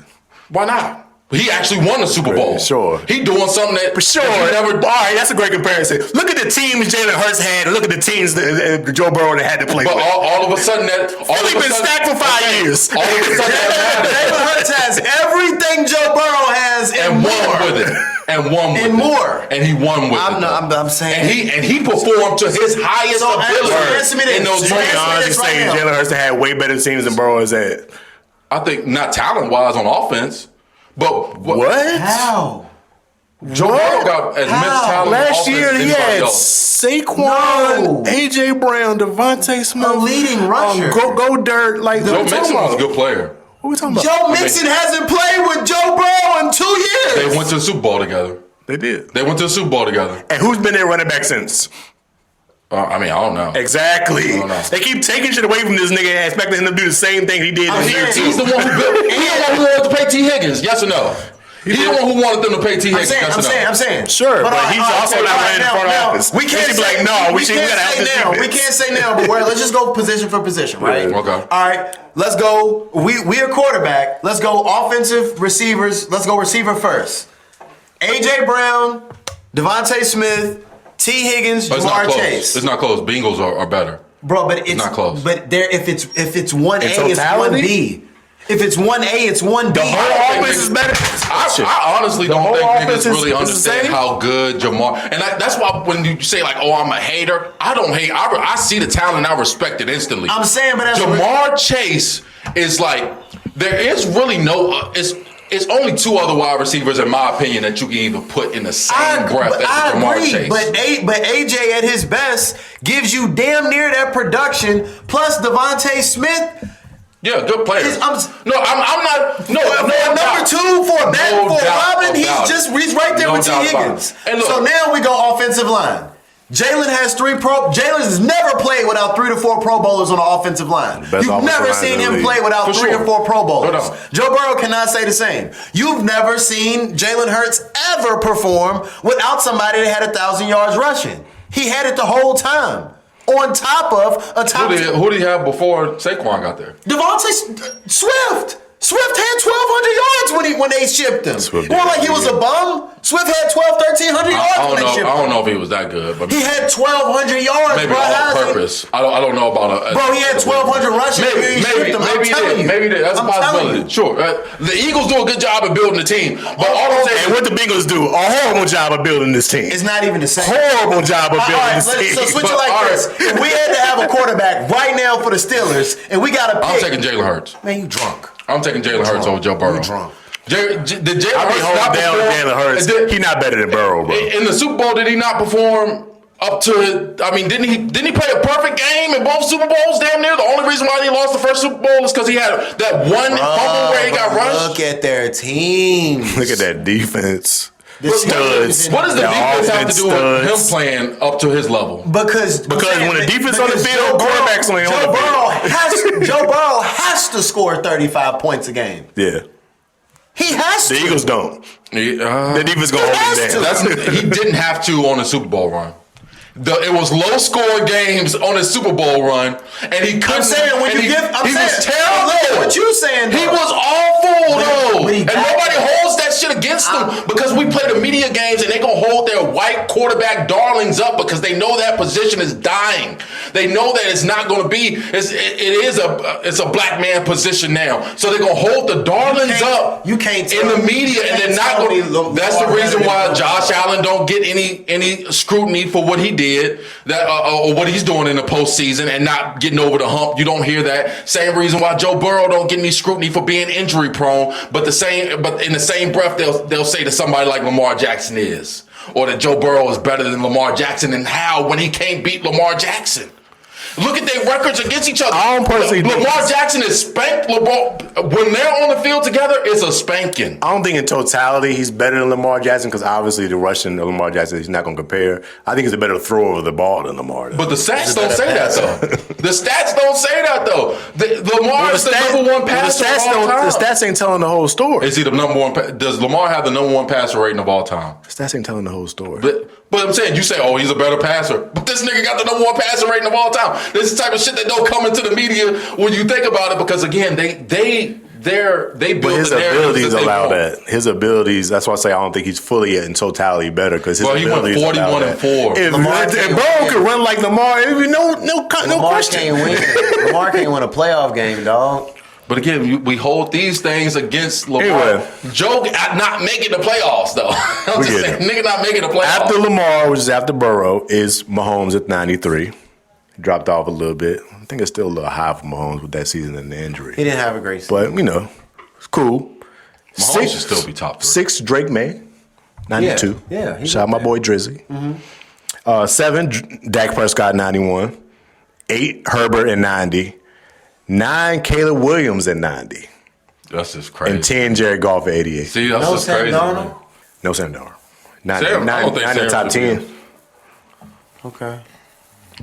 Yeah, why is I know you hate Caleb Williams. I think that is a little high for He's Caleb terrible. Williams. What's his second year? Third year? It's his third. It's his third. Going into his third year? It's just because of the abilities. It's just because of his abilities. He got the upside, the ceiling, because he makes the plays. Like his last two, like that playoff game and the playoff game that they won. Yeah. Some of them throws he was making. No doubt. Late game throws. That's his bag. Late game throws, making the clutch things. Tebow made the rest of the game. Tebow made the plays in the clutch moments. Did you just bring up? He did. Tebow made the plays. That don't make him a top 10 quarterback. I know Tebow put y'all out the playoffs, but Tebow shouldn't be in this conversation. I'm just saying. We shouldn't put it in the conversation. Very similar, dog. He's not as bad as Tebow was in the first 3 quarters, but Caleb Williams is awful. He's an awful player in the first 3 quarters of games. Like, he's literally holding the Bears back from being a Super Bowl contender. I can't argue against it. He's holding them back from being a Super Bowl. If you had a quarterback who could play on time and knew what they were seeing and wasn't running around and having to make these Superman type throws, they would have been a force to reckon with last year. Yeah. That defense is real you also deal. have to put in consideration 2 years in the league, new QB on a rebuilding Bears team. 2 offensive. Let's see what he does this season. Yeah, 2 offensive. Let's see what they do this season. I just don't see the snap, click, and let it go from him. It's snap. Let me see what I'm looking at. Oh, let me run around a little bit, and then let me do something. He don't play the game on time. That's just gonna piss Ben Johnson off eventually. Probably. It's gonna. He gotta figure it out. Gonna find himself traded on the bench eventually because it's like you can't play football this way, especially if your coach is an offensive minded head coach. Yeah. Because they going to want the game to look a certain way. When you watch a film, they going to want you to hit on your third step and the ball out. Caleb don't play like that. I do think he's on the clock. We should see, at this point, we should see a significant jump going into this season. If we don't, then it's he got as much time as Trevor Lawrence. Right? I used to fuck with Trevor Lawrence. He got as much time as Trevor Lawrence. Yeah, I'm saying. Franchise QBs are hard to come by. Yeah, he got as much time as Trevor Lawrence. You got to give him the right. Let's get to the receivers a little bit. Top 10 receivers live. Of course, Jamar Chase and Jigba, 99s. Puka, 98. Yeah, I like that. Amon-Ra, 95. Jefferson, 94. CD, 93. Okay. Drake London, 92. Devontae Smith, 92. Terry McLaurin, 91. And Mike Evans, 91. I think it's insane to have Devontae Smith in the top 10 and not have A.J. Brown there. But I digress. A.J. Brown had a bad season last year. Devontae Smith ain't had a great season last year either. I don't know how he... The top 5 is off. How do you not have George Pickens? I was about to in say, the top 10, at least. George with Pickens you. a top 3 wide receiver. Again, to me, it's Jamar Chase, Justin Jefferson, and George Pickens as far as the best 3 wide receivers in the game. Only thing is keeping George Pickens out of the top 5, top 7 receivers right now for me is he's not consistent. You saying Pickens is top 3 in the league? Oh, bro, you not going to find over Puka? Pickens better than Puka? Puka said it himself. Pickens better than Puka? Puka said it himself. Puka said on live stream, if it's not George Pickens, don't bring it up as better than me.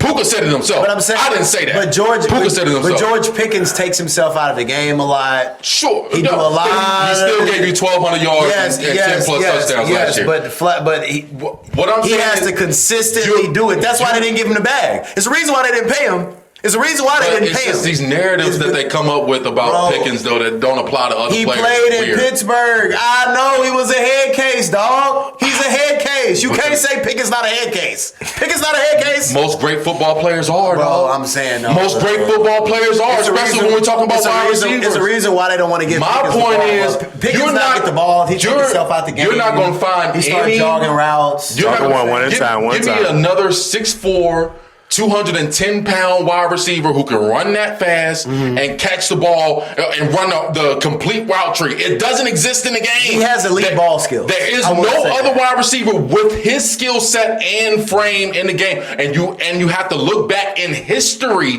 to find other guys with his similar skill set. And it's going to be great players like a Randy Moss. Pickens nice. I don't know if he's top 3 though. Top 3 is. I'm telling you, dog. It's just I do think he should be in the top 10. The top 3 is not yet. Who are that big, who can move. It's a big man with little man skills. Like, who can move in and out of breaks as fast as he can and have the long speed and catch the 50-50 ball and, be a possession wide receiver. He's solid. And take the top off the defense. He can do it all. The only knock in his game is what Rand said is you can take him out the game by not getting him the ball. But if you get him the ball often and early, the defense got a problem, dog. They got a problem to deal with. If he fumble, he might not be no good for the rest of the game, bro. If he get a jump ball, catch it, the PI don't go his way, he might it's certain mental elements about his game to give me pause. That's the only thing. Physically, I think he can do it. Mentally, I'm not sure. But that still got you 1,200 yards and 10 plus touchdowns last year. We can do it. We can work with that. You know what I'm saying? It did. That's an ugly list. I'm like, how you leave Pickens off? I'm fine with the rest. In the top 10. But my God. I ain't gonna go through all these lists, but I do want to shout out to the top 10 cornerbacks. Gonzalez is a 98 over Sertan and 97. I just want to throw that out there. Who's there? Do I have 99? No, 99 cornerbacks. Okay. Derek Stingley? Quarterbacks. Stingley is at 5 and 92 overall. Who's the top? Who are the top quarterbacks? Go ahead and go through the list. To cornerbacks? Yeah, cornerbacks. Gonzalez, 98. Sertan, 97. McDuffie, 94. Yes, Ward, 93. Stingley, 92. Witherspoon, 91. Jalen Johnson, 90. Sauce Gardner, 90. Kenyon Mitchell, 89. And Cooper DeJean. See, there's a couple guys who got to get off that list. Sauce Gardner got to get up out of there. Sauce Gardner. We're talking about a nigga with one career interception. Yeah, Sauce Gardner different. I mean, the nigga got one pick in his career. He was living off his name at this point. He had a great rookie season. That was it. Yeah. That's all it's been. He also played with the Jets. That's all it's been. Yeah, it's been Cooper DeJean. Dog, you gotta get up off the list. And I will say, you're not locking nobody up. And I will say, like, 2 Eagles cornerbacks at the end of the top 10. By the way, Quinton mentioned like that, but 2 Eagles cornerbacks are in the top 10 in the league. Joe Burrow would never. Joe Burrow could never. Cooper DeJean is not locking nobody up 1-on-1 though. I agree with you there. He ain't like you're not putting him on the best player. In schemes, he's good. You know, he's a good player. Yeah. He's a good player, but you can't be a top 10 corner. Is 1-on-1 with Jamar Chase. Cooper DeJean 1-on-1 with Jamar Chase is best barbecue chicken. That might be 300 yards that day. You know what I'm saying? Like, come on, man. I do feel like Quinyon is up there though. Yeah, Quinyon Mitchell's. But he's a prototypical outside corner. Yeah. So he is above DeJean in this list. You gotta follow the one to me. They probably give him that matchup. That's why I always put Revis over Sherman. It's because you gotta follow the one to me.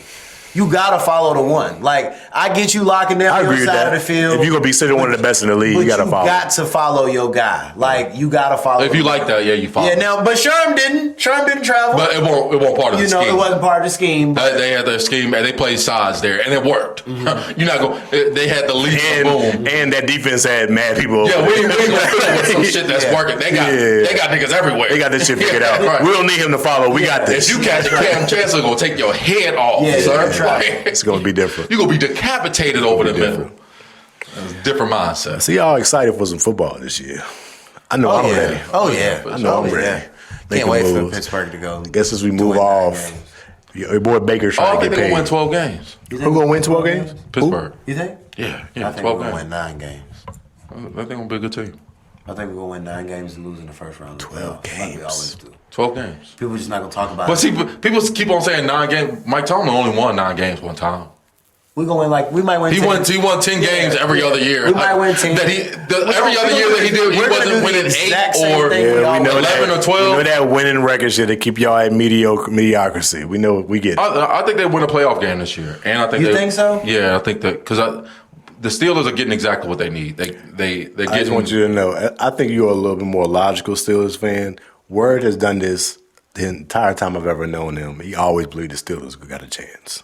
I mean, I didn't really say that last. I don't year. see us winning the I don't. playoff. I didn't. Over the last few years, I didn't say. I that. don't see us winning a playoff game until we get a competent coach and a competent quarterback. And right now, I mean, Why don't you think McCarthy's a competent coach, though? I mean, I just don't think that he's the offensive mind of the new age. Like, Possibly not. I don't can see think that. he's like now. They He old school for sure. I feel like he's. But his offense works, though. I feel like he's the white Mike Tomlin. His He offense has specializes always on a worked, different though. side of the ball. Like, he's gonna do the exact same thing Mike Tomlin did for like 2 years. I guarantee you, it's not gonna be no different. That's why I don't. I can see that. That's what it's been. He's gonna win like 10 games. He's gonna lose in the first. He's gonna do the same thing in Pittsburgh he did in Dallas.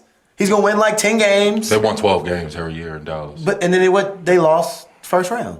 Yeah, but that was a Dallas thing prior to Mike McCarthy getting So there. I'm saying, but it's our thing too. Dallas, Mike McCarthy's He's close. reputation prior to getting to Dallas was winning. I don't believe in Mike McCarthy, bro. I'm just saying, I think he is a proven offensive mind. I don't believe in Mike McCarthy. I don't believe in our offensive coordinator. I don't believe in Aaron Rodgers now. I don't believe in I don't believe in our offensive line. The Aaron Rodgers I don't sale is believe in tough our for me, middle even though he had a linebackers. I don't decent believe year in our last year. defense. Like, I think the roster is deep at every position besides inside linebacker and free safety. When we play off, week 2, week 3, Yeah. The roster is as deep as it's been in the last 10 years. at every we owe position. y'all one from last year. We owe y'all one. Yeah, we'll see how it work out. We owe y'all one. You I guess to keep it on Baker. Baker trying to get paid. he could come to Pittsburgh. I'd love to have Baker in Pittsburgh. That would be so great if Baker I would was. love to have Baker in Pittsburgh. Why would you want to have Baker 2-3 year Mayfield? bridge quarterback? I'd love to have him. Wait till we get some. He always hated Baker too. I love that. I don't hate Baker. Baker win you a playoff game. All I want is a playoff win. He only won one playoff game. That Baker, they didn't come No, to he a won contract 2. with him. Maybe 3. He won the one with Cleveland. And he won 1 with the Bucks. I don't know. I He might have won 2 with the Bucks. That's how he first got paid. I don't remember him winning a Yeah. playoff game, but maybe he did. Yeah, Maybe he Baker did. might have 3 playoff wins. Well, Baker is holding out. They couldn't come to a contract situation, and he on some like, oh, y'all messed He up. ain't holding 'cause now out, I'm though. He gonna playing. Well, not holding out, but they ain't come to a contract extension with him. And it says reportedly that they offered him $50 million a year, and Baker felt like it wasn't competitive enough. Sometimes well, they said they felt like that was a competitive But number for again, him. this is why the quarterback market is going to come down, man. Because you just get stuck with paying a guy like Baker Mayfield and having to pay him $55, $60 million a year, and it's like he good, but he not that good. I mean, you can find another guy like a Baker Mayfield. I feel like you really always can. say that, but I still stand on like the franchise. Your starting QB is hard to come by, yo. Like We talking about a Baker nigga- threw for 4. Did he have like 40 touchdowns he threw last year? Like you're not finding that by the wayside. Like that's not a hard thing to just replace. So if he's done that last year, you're not going to just replace that. I'm not saying you necessarily replace it, but do you pay it $55 million, $60 million just because that's what the market says? And then you're gonna be crippling the rest of your team. And this player, that's the problem with the quarterback is because that player truly, like the importance of the position, they'll say is the best player of the team, but truly he's not. So like, how much from a better? physical So how standpoint. much better is Jordan Love than Baker Mayfield, for example? I would put him on the same tier. I mean, how much better is like C.J. Stroud than Baker Mayfield? I think Baker's better than CJ. Y'all see CJ Stroud? That video, that's nasty. Yo, he looked like first day of school, middle He look like a school. stud or something. Like, He what? shouldn't have cut them dreads, Yo, yo. I was looking, I was like, that's not him. I'm like, damn, hell no, that's not You look him. like a whole different person. It didn't No look swag. None. It didn't look good. Nah, I mean, I was like, who is this look guy? like his knees knocking and shit. Look like he gained weight. It- I'm Oh, like, my yo, word, you yo. supposed to be an athlete. It didn't look good. He wasn't picking his feet up. He looked off like he the ground. came. He looked sluggish. Yeah. Look like they plucked He looked him- lazy. they He looked plucked like him up. this is not an elite athlete that I'm I ain't gonna looking lie. at. I really like before the sophomore slump. Yo, I thought CJ was out of here. Well, his rookie year was amazing. That rookie year, I thought he was. I ain't gonna Everybody- lie. I thought he was out of Yeah, here. the slump was tough. And then he caught like a couple of his teams that got bit with injury bugs. Like he had his whole receiving core go down last year. He had Year before last. and he's had terrible offensive lines these last 2 years. That part too. He's. I mean, they didn't. They got a solid team. It really just be on him most Oh, of the CJ time. holding them back too. Right Yeah, it now. really be him. They that could've- be holding they them could- they back. could've- They went to ain't the don't Super have a Bowl, running too. back because y'all heard about what happened with Joe Mixon. Yeah, they let Mixon go. Joe Mixon said he might not play again. He got some type of like freak medical condition. Oh, that sucks. I fuck with Joe and Mixon. Joe Mixon may not never play again. He done got his years out. Great fantasy pick, Joe Mixon. He was gonna be consistent for you all season long. But Baker, going back to Baker, he should have took that deal. I think he What do should you have want? too. What do you want? They offered him 50 and he wanted He more. won no. 50 for how many? And how much? They gave him 2 years for $50 million. I don't know what about the guarantees, but it's a quarterback contract. You know, most of it's gonna be guaranteed. Man, he better Right. take that Kirk Cousins money. You should have took the 2-year You shoulda deal. took that. He was looking for somebody to offer him 3, 4, 5 years. Man, he could come to Pittsburgh for 3 years. I understand one of the security, but him going to the Bucks helped him revive his career. He also revived the Bucks. Look, if Baker is who he say he is, right? Like, oh, I'm gonna have a good year and stuff. Well, you take that 2-year deal, you stack 2 good years, and we back to the table 2 years later, and you gotta pay me. What's the market gonna be then? 2 years later, I'm still technically young for a quarterback. If you Baker Mayfield, I would have took that deal. But he felt like he needed a little back pay for the last couple years because y'all done had him on the cheap. He's still making like 35 plus. I mean, I don't think he necessarily on the cheap. I think he, I guess for a quarterback contract, yeah. But I do think they're going to look different now that they ain't got Mike Evans no more. He in with the Niners now. I don't know who their number 1 is right now. Ibuka. I forgot they got Booker. He's raw. He's solid. But he's more of a slot type He guy. flamed out last season a little bit. He's not necessarily I feel like he might outside could be a one. dominant. He might could be a 1. He might could be a 1. He could. I mean, a lot of people kind of compared him to kind of like a Jackson Smith and Jigba, but could be a one. they play different games. Though he played more of a physical style, where Jackson Smith and Jigba was more just of all a, he gonna route you up, route you the fuck up. Yeah, He He gonna different. route you He up. different. He different. but they both make their money in the slot. Now, I don't want to get too political here. I don't like to get politics. But the new shit with, what's his name, Fauci? Came out, they on his ass. I don't know a lot of I didn't details, see it. but apparently a lot is coming out that the vaccine was a bad idea. The vaccine was bad. So I ain't whoever see did it. not get it, they said y'all was in the clear. Y'all made the right, people made the right choice. I ain't see I don't know the arguments with it and what's going down, but Stephen A. self decided to apologize to Kyrie again. And I think he need to leave that shit alone. Why is that? Why do you think he needs to leave that alone? Cause why he apologizing to Kyrie again? Kyrie is owed several apologies, though. But he already did though. Yeah, I mean, just say He already they did, really but dragged Kyrie to I the like when media you. dirt. But one thing that I do like is like, say for instance, like he got on Kyrie about one thing and he wound up apologizing to him. That was about some of the anti-Semitic stuff, the religion stuff, the other stuff. No, it was about him not taking the vaccine. They had that shit in New York where you had to have it to even play. Yes, and I mean that was part of it. he was saying that way ain't a good leader. But he was on his ass about that for a while. I like apologizing. I like the apologies to be as loud as the disrespect. But he did it already. Yeah, but you talk crazy about me a bunch of times too.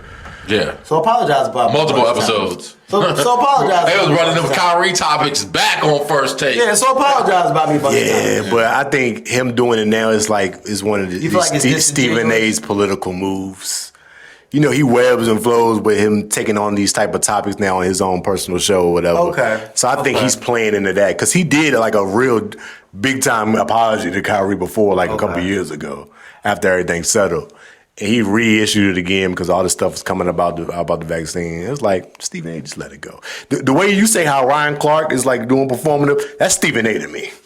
Stephen A is Mr. Well, I feel Performative. like he definitely. But I feel like he's like trying to run. First. He missed the performative. He's trying to align himself with a party. I feel like I we're think gonna watch him run for something. We've seen that for a while now. I mean, why not? I see him running for something before it's all. Why not? Let's make him a governor or senator or some shit. I mean, why not? he can't be any less competent than like Arnold Schwarzenegger. Arnold Schwarzenegger was. I mean, come on, why not? Yeah, why not? Yeah. He'd be great at it. Out here. Yeah, as being a face, a representative or something. Yeah, he'd be great at that. It's nasty. Yeah. It's nasty. But what are we moving on to? Yeah, where y'all trying to go? We got a few little topics left before we wrap up. Y'all want to get that check in the culture, John? I don't want to hit that David topic, even though there's a lot of nasty shit going on with that trial. That shit weird. That shit weird. I want to watch it unfold. But I want to talk about check-in culture a little bit too. Check-in culture. Where we at? Because the whole story about Big U came out. He's under like federal investigation now. So a whole lot of like little stories came out of him for a while, beef with him and Future and him and Nipsey and stuff like that. And it just made me think of like the whole like LA check-in culture thing, because that's what niggas were supposed to be checking in with. If you fly into LA, you're supposed to check in with Big U or one of these other head gang members. Mm-hmm. But to me, it's niggas. Yeah, it's extortion. It's extortion. That's really all it is. I mean, we're going to protect you out here. Do you believe in check-in culture? Hell no. I think it only applies to the people it applies to. Like, because I believe in, I check in. And I don't even be doing nothing. Like, check in as far as. And when I say check in, when I fly somewhere and I land, if I know somebody that's from there, I'm going to call them and tap in. Hey, bro. But is that different? Where you want That's not checking in. Is that different than checking in? Because that's not checking in. You ain't tapping in to make sure you're good. You tapping in with somebody that live there because they live there. But I'm gonna tap in to make sure, hey, bro, like perfect example. Every time I go to Philly, I don't move around in Philly unless I'm with my people from Philly, because I want the people. It's just perfect example. If somebody I got a rental property in a real bad side of town. I had some young couple come, I'd love to live here. I'm like, yo, you don't even know. When you're not from the place, you don't know what places to not go, what places you'll get robbed, what place. So to me, it's like, yo, if I'm about to come to this city for 2 days, I'm gonna do 2 shows, I'm gonna make $100,000 a show. If I gotta give somebody $5,000-$10,000 to know exactly. Not only that, if I'm smoking, I'm drinking, I got a drug habit, I'm drinking lean, whatever it is, I don't want to get bad. Whatever my fix is, 1, I don't want to get robbed. 2, it might be some joints in the city that set niggas up that I don't know. It's some joints in Lynchburg that we probably know that a nigga came from Danville and we just seen him at the gas station. We'd be like, yo, you don't even know, bro. You might have an air tag in your car, but we know that because we from here. So I don't really see should you not get extorted? Yes, but tapping in with somebody that know the lay of the land, I don't see nothing wrong. What I'm saying is that they don't do that to those white execs that fly in. They got more money than the rappers do. They not extorting these niggas again. It only applies to certain people. But look at what your job is going to do. I got to perform in this club.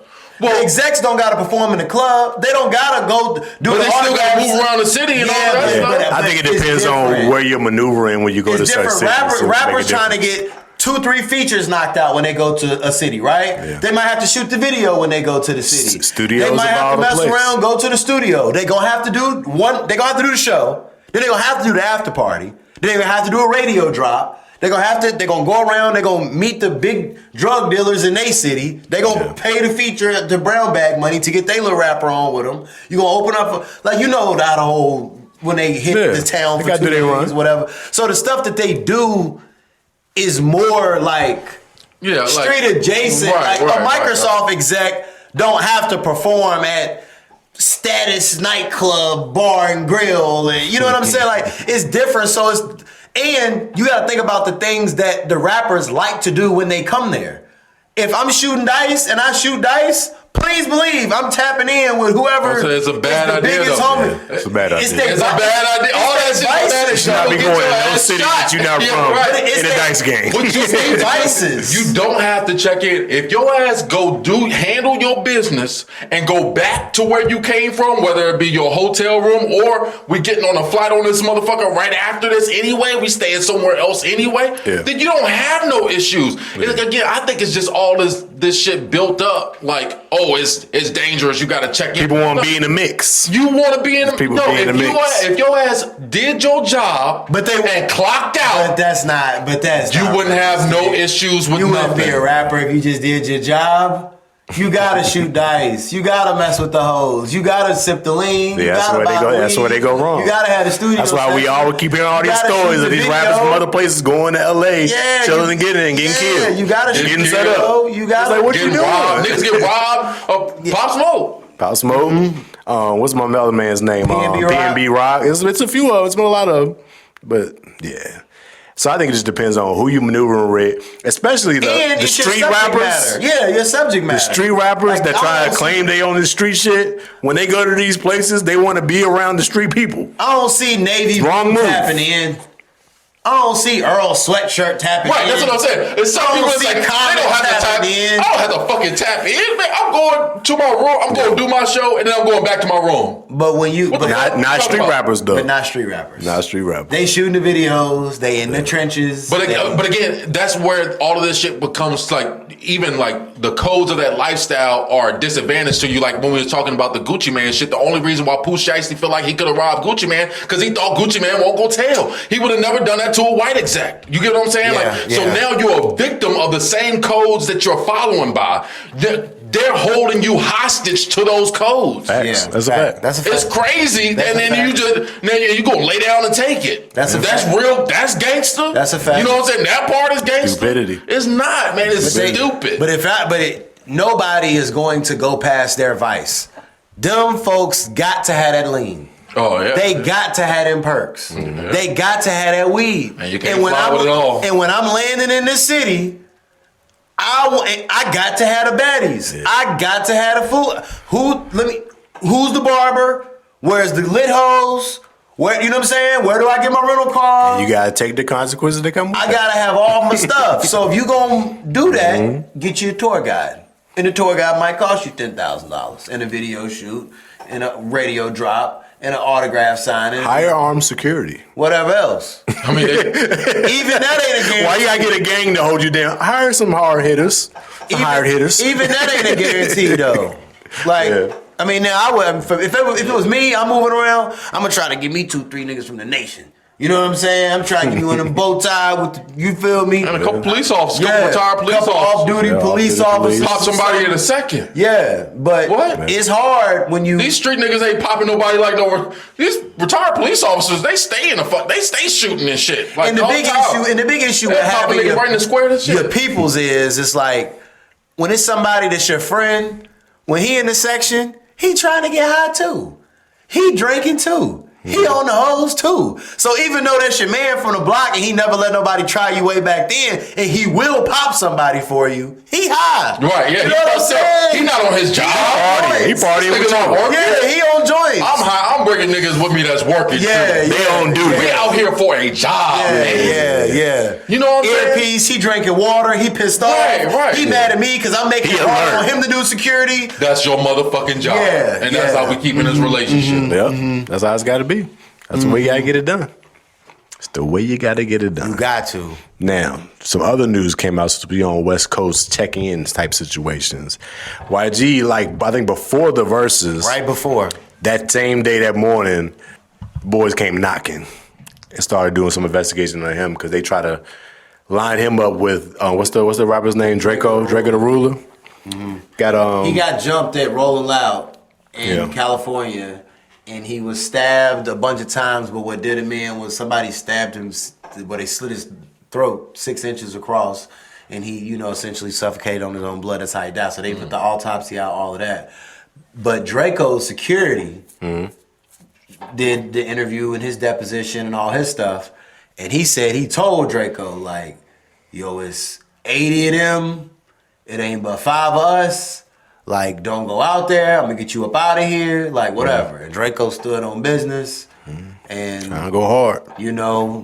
That's What we doing? That's what happened. But they say that allegedly he was into it with almost every major blood set in California because he let out this song called Ingleweird.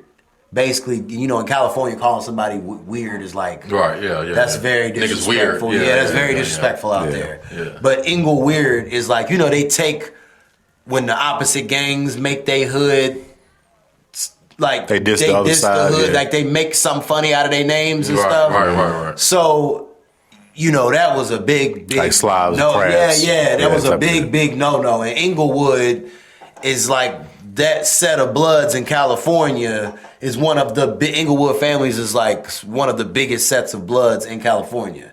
So he dissed them. Probably not a smart move. Plus, everybody that was in the Bompton Bloods, which is your YG, your all your Gang.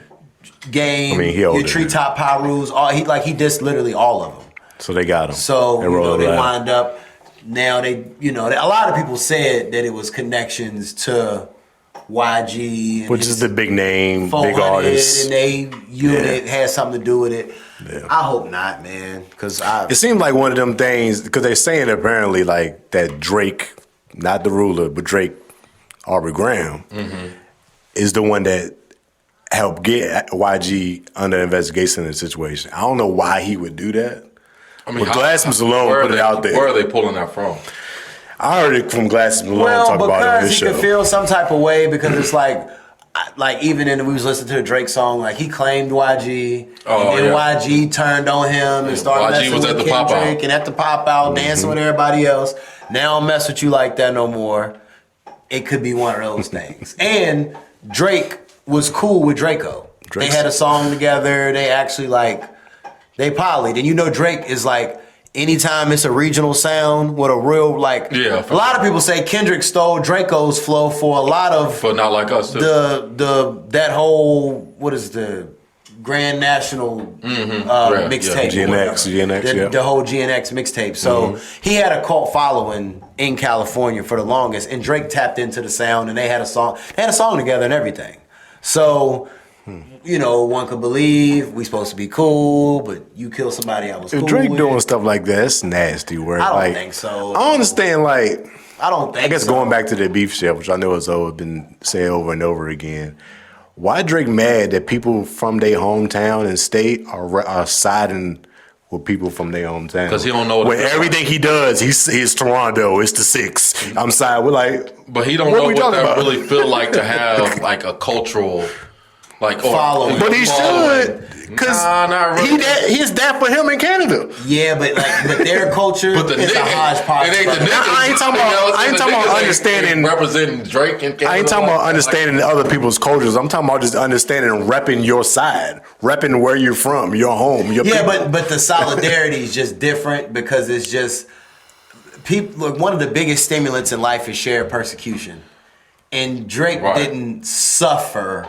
Right. You know what I'm saying? There's a difference when that bond. That's the shared same struggle. And I don't really want to say it like this, but that's kind of the difference of like a full nigga and somebody I ain't saying that people aren't all the way black, they got a white mom or whatever, but it's you grew up different. It's certain things. J. Cole, for example. I knew you would say J. Cole. All his family white. Right, and it's but it's certain aspects that automatically connect all three of us. If we just say a phrase that your mom used to say all the time, that would bring a memory back for us. No. Whereas they don't have those same kind of roots because it's different. You know what I'm saying? You kind of grew up in a different household. All the time. God is, right. Those type of things. It's little things like that. It's we all kind of grew up the same kind of life. You know what I'm saying? We're connected that way. Where Drake doesn't really have that cultural connection because... Yeah. You got a white mama. I mean, that's really kind of what it is, ultimately. No, you say he stay down in Memphis with his pops in the summer. That's what they say. On the weekends and stuff. But even still, though, you not getting that.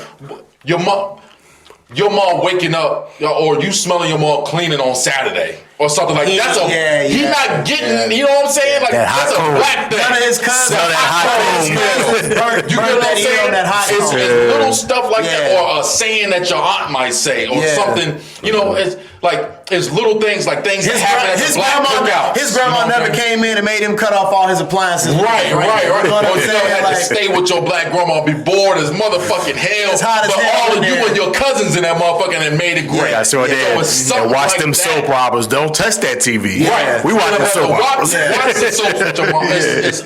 It's experiences like that connect all black people. Yeah. You get what I'm saying? But it comes from your mother, though. Majority. Most of it, those connections, it's like it's rooted with the mother. Yeah. So, That's true. So there's a little cultural difference going on there. I don't know how we even got there. Yeah, honestly, but I guess trying to figure out why Drake is interfering with stuff. With game. Right. Right. It's like, what you doing, bro? This ain't got nothing to do with leave you. it alone. Yeah. You know what I'm saying? We were like, oh man, Yeah, exactly. That's what I'm saying. Like, yo, that ain't none of my business. That's y'all shit. I'm gonna mind my business. Like, You have to go back out to California too. Exactly. It's like some of those major markets you can't just fall out with. Like it's probably 5 markets in the United States where if you have a product to sell, you gotta figure it out. You gotta figure it out. Got to figure it out. I think we hit most of our shit, man. Yeah, man. I think we knocked off a lot. Make sure I ain't missing nothing in my Palm Pilot. See what I got in my saves.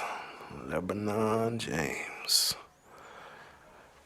Oh, and Kobe's father also wore 23 for the Philadelphia 76ers too. I mean, it's just another connecting dot. Of course he did. I'm not saying it is, but it is. Of course he did. So. Oh, off the LeBron, just bigger than that. I did hear that the clock is ticking on Embiid because they really ready to send Embiid off to bring AD in. Oh, that would be a terrible move. Talking about depending on injury. I was like, so y'all gonna ship off an injured dude to another dude again? He's more injured, bro. He's more injured, yeah. I don't know if he's more than Embiid. At this point, no, they equal. I think it's about 50-50. I don't know. They equal. It depends. I think have you seen Embiid? Embiid can't get through a full game without limping at the end. Like he can't get through a full game without limping. That's why I'm not a fan of this game. Both of them bad. Both of them. Both of them, I can't depend. So I thought that was funny. I was like, LeBron trying to get one of his guys on the squad. You can't get He got KCP already. I did. Did he get KCP? Yeah. Didn't he? They cool be one of LeBron's homies. Like, we got another gig. KCP. James Jones, man. Yeah, we got another James gig. James, dog. James Jones. This nigga still getting money. He an agent or something, ain't he? We got another gig. He's still getting money. Yeah, that's his best. That's his best. That's Memphis Bleek right there. That's him. Sonny Yayo. My man's looking out Sonny for Yayo. me. Bron got me. Hey, Jay I know Jones I'm can say good. that, though. Yeah, This yeah. nigga rode the My bench folks for got 6 me. years because of LeBron. He got me. Ronnie? Go hold me down. I mean, that's Ronnie. That's one thing LeBron That's do. why I asked who get custody of Ronnie. That's one thing you gotta get LeBron to. He gonna get his guys paid. Yeah. Rich Paul. He gonna get his guys paid. I'm just talking about the other one? teammates. What's the other one? Tristan Thompson got max deals. It's Like, it's a lot of them. JR got a bag. JR. Who won't supposed to be Amon Shumpert got in a the bag. league no more. It was A lot of few niggas them. got a It was bag. lot of them. It was Or a at lot least of it them. was on a team that was like, I don't know if he was supposed to be on the NBA roster right now. I don't know. He got a good You handle. the 15th man. He got a lot of Yeah. them. For sure. But I think we did it, guys. We did it, man. We got it all sold up. No good part in the books. If you haven't hit that subscribe button yet, tap that right now. Hit the like button, share it, slide it, hit the hype button to keep us in the algorithm. Keep Yeah. you know what I'm saying? Hype me up. Retweet, Hype me up. man. Repost your folks, man. And once again, we appreciate y'all tapping in with us. For one more game, we'll be back with y'all next week. Peace.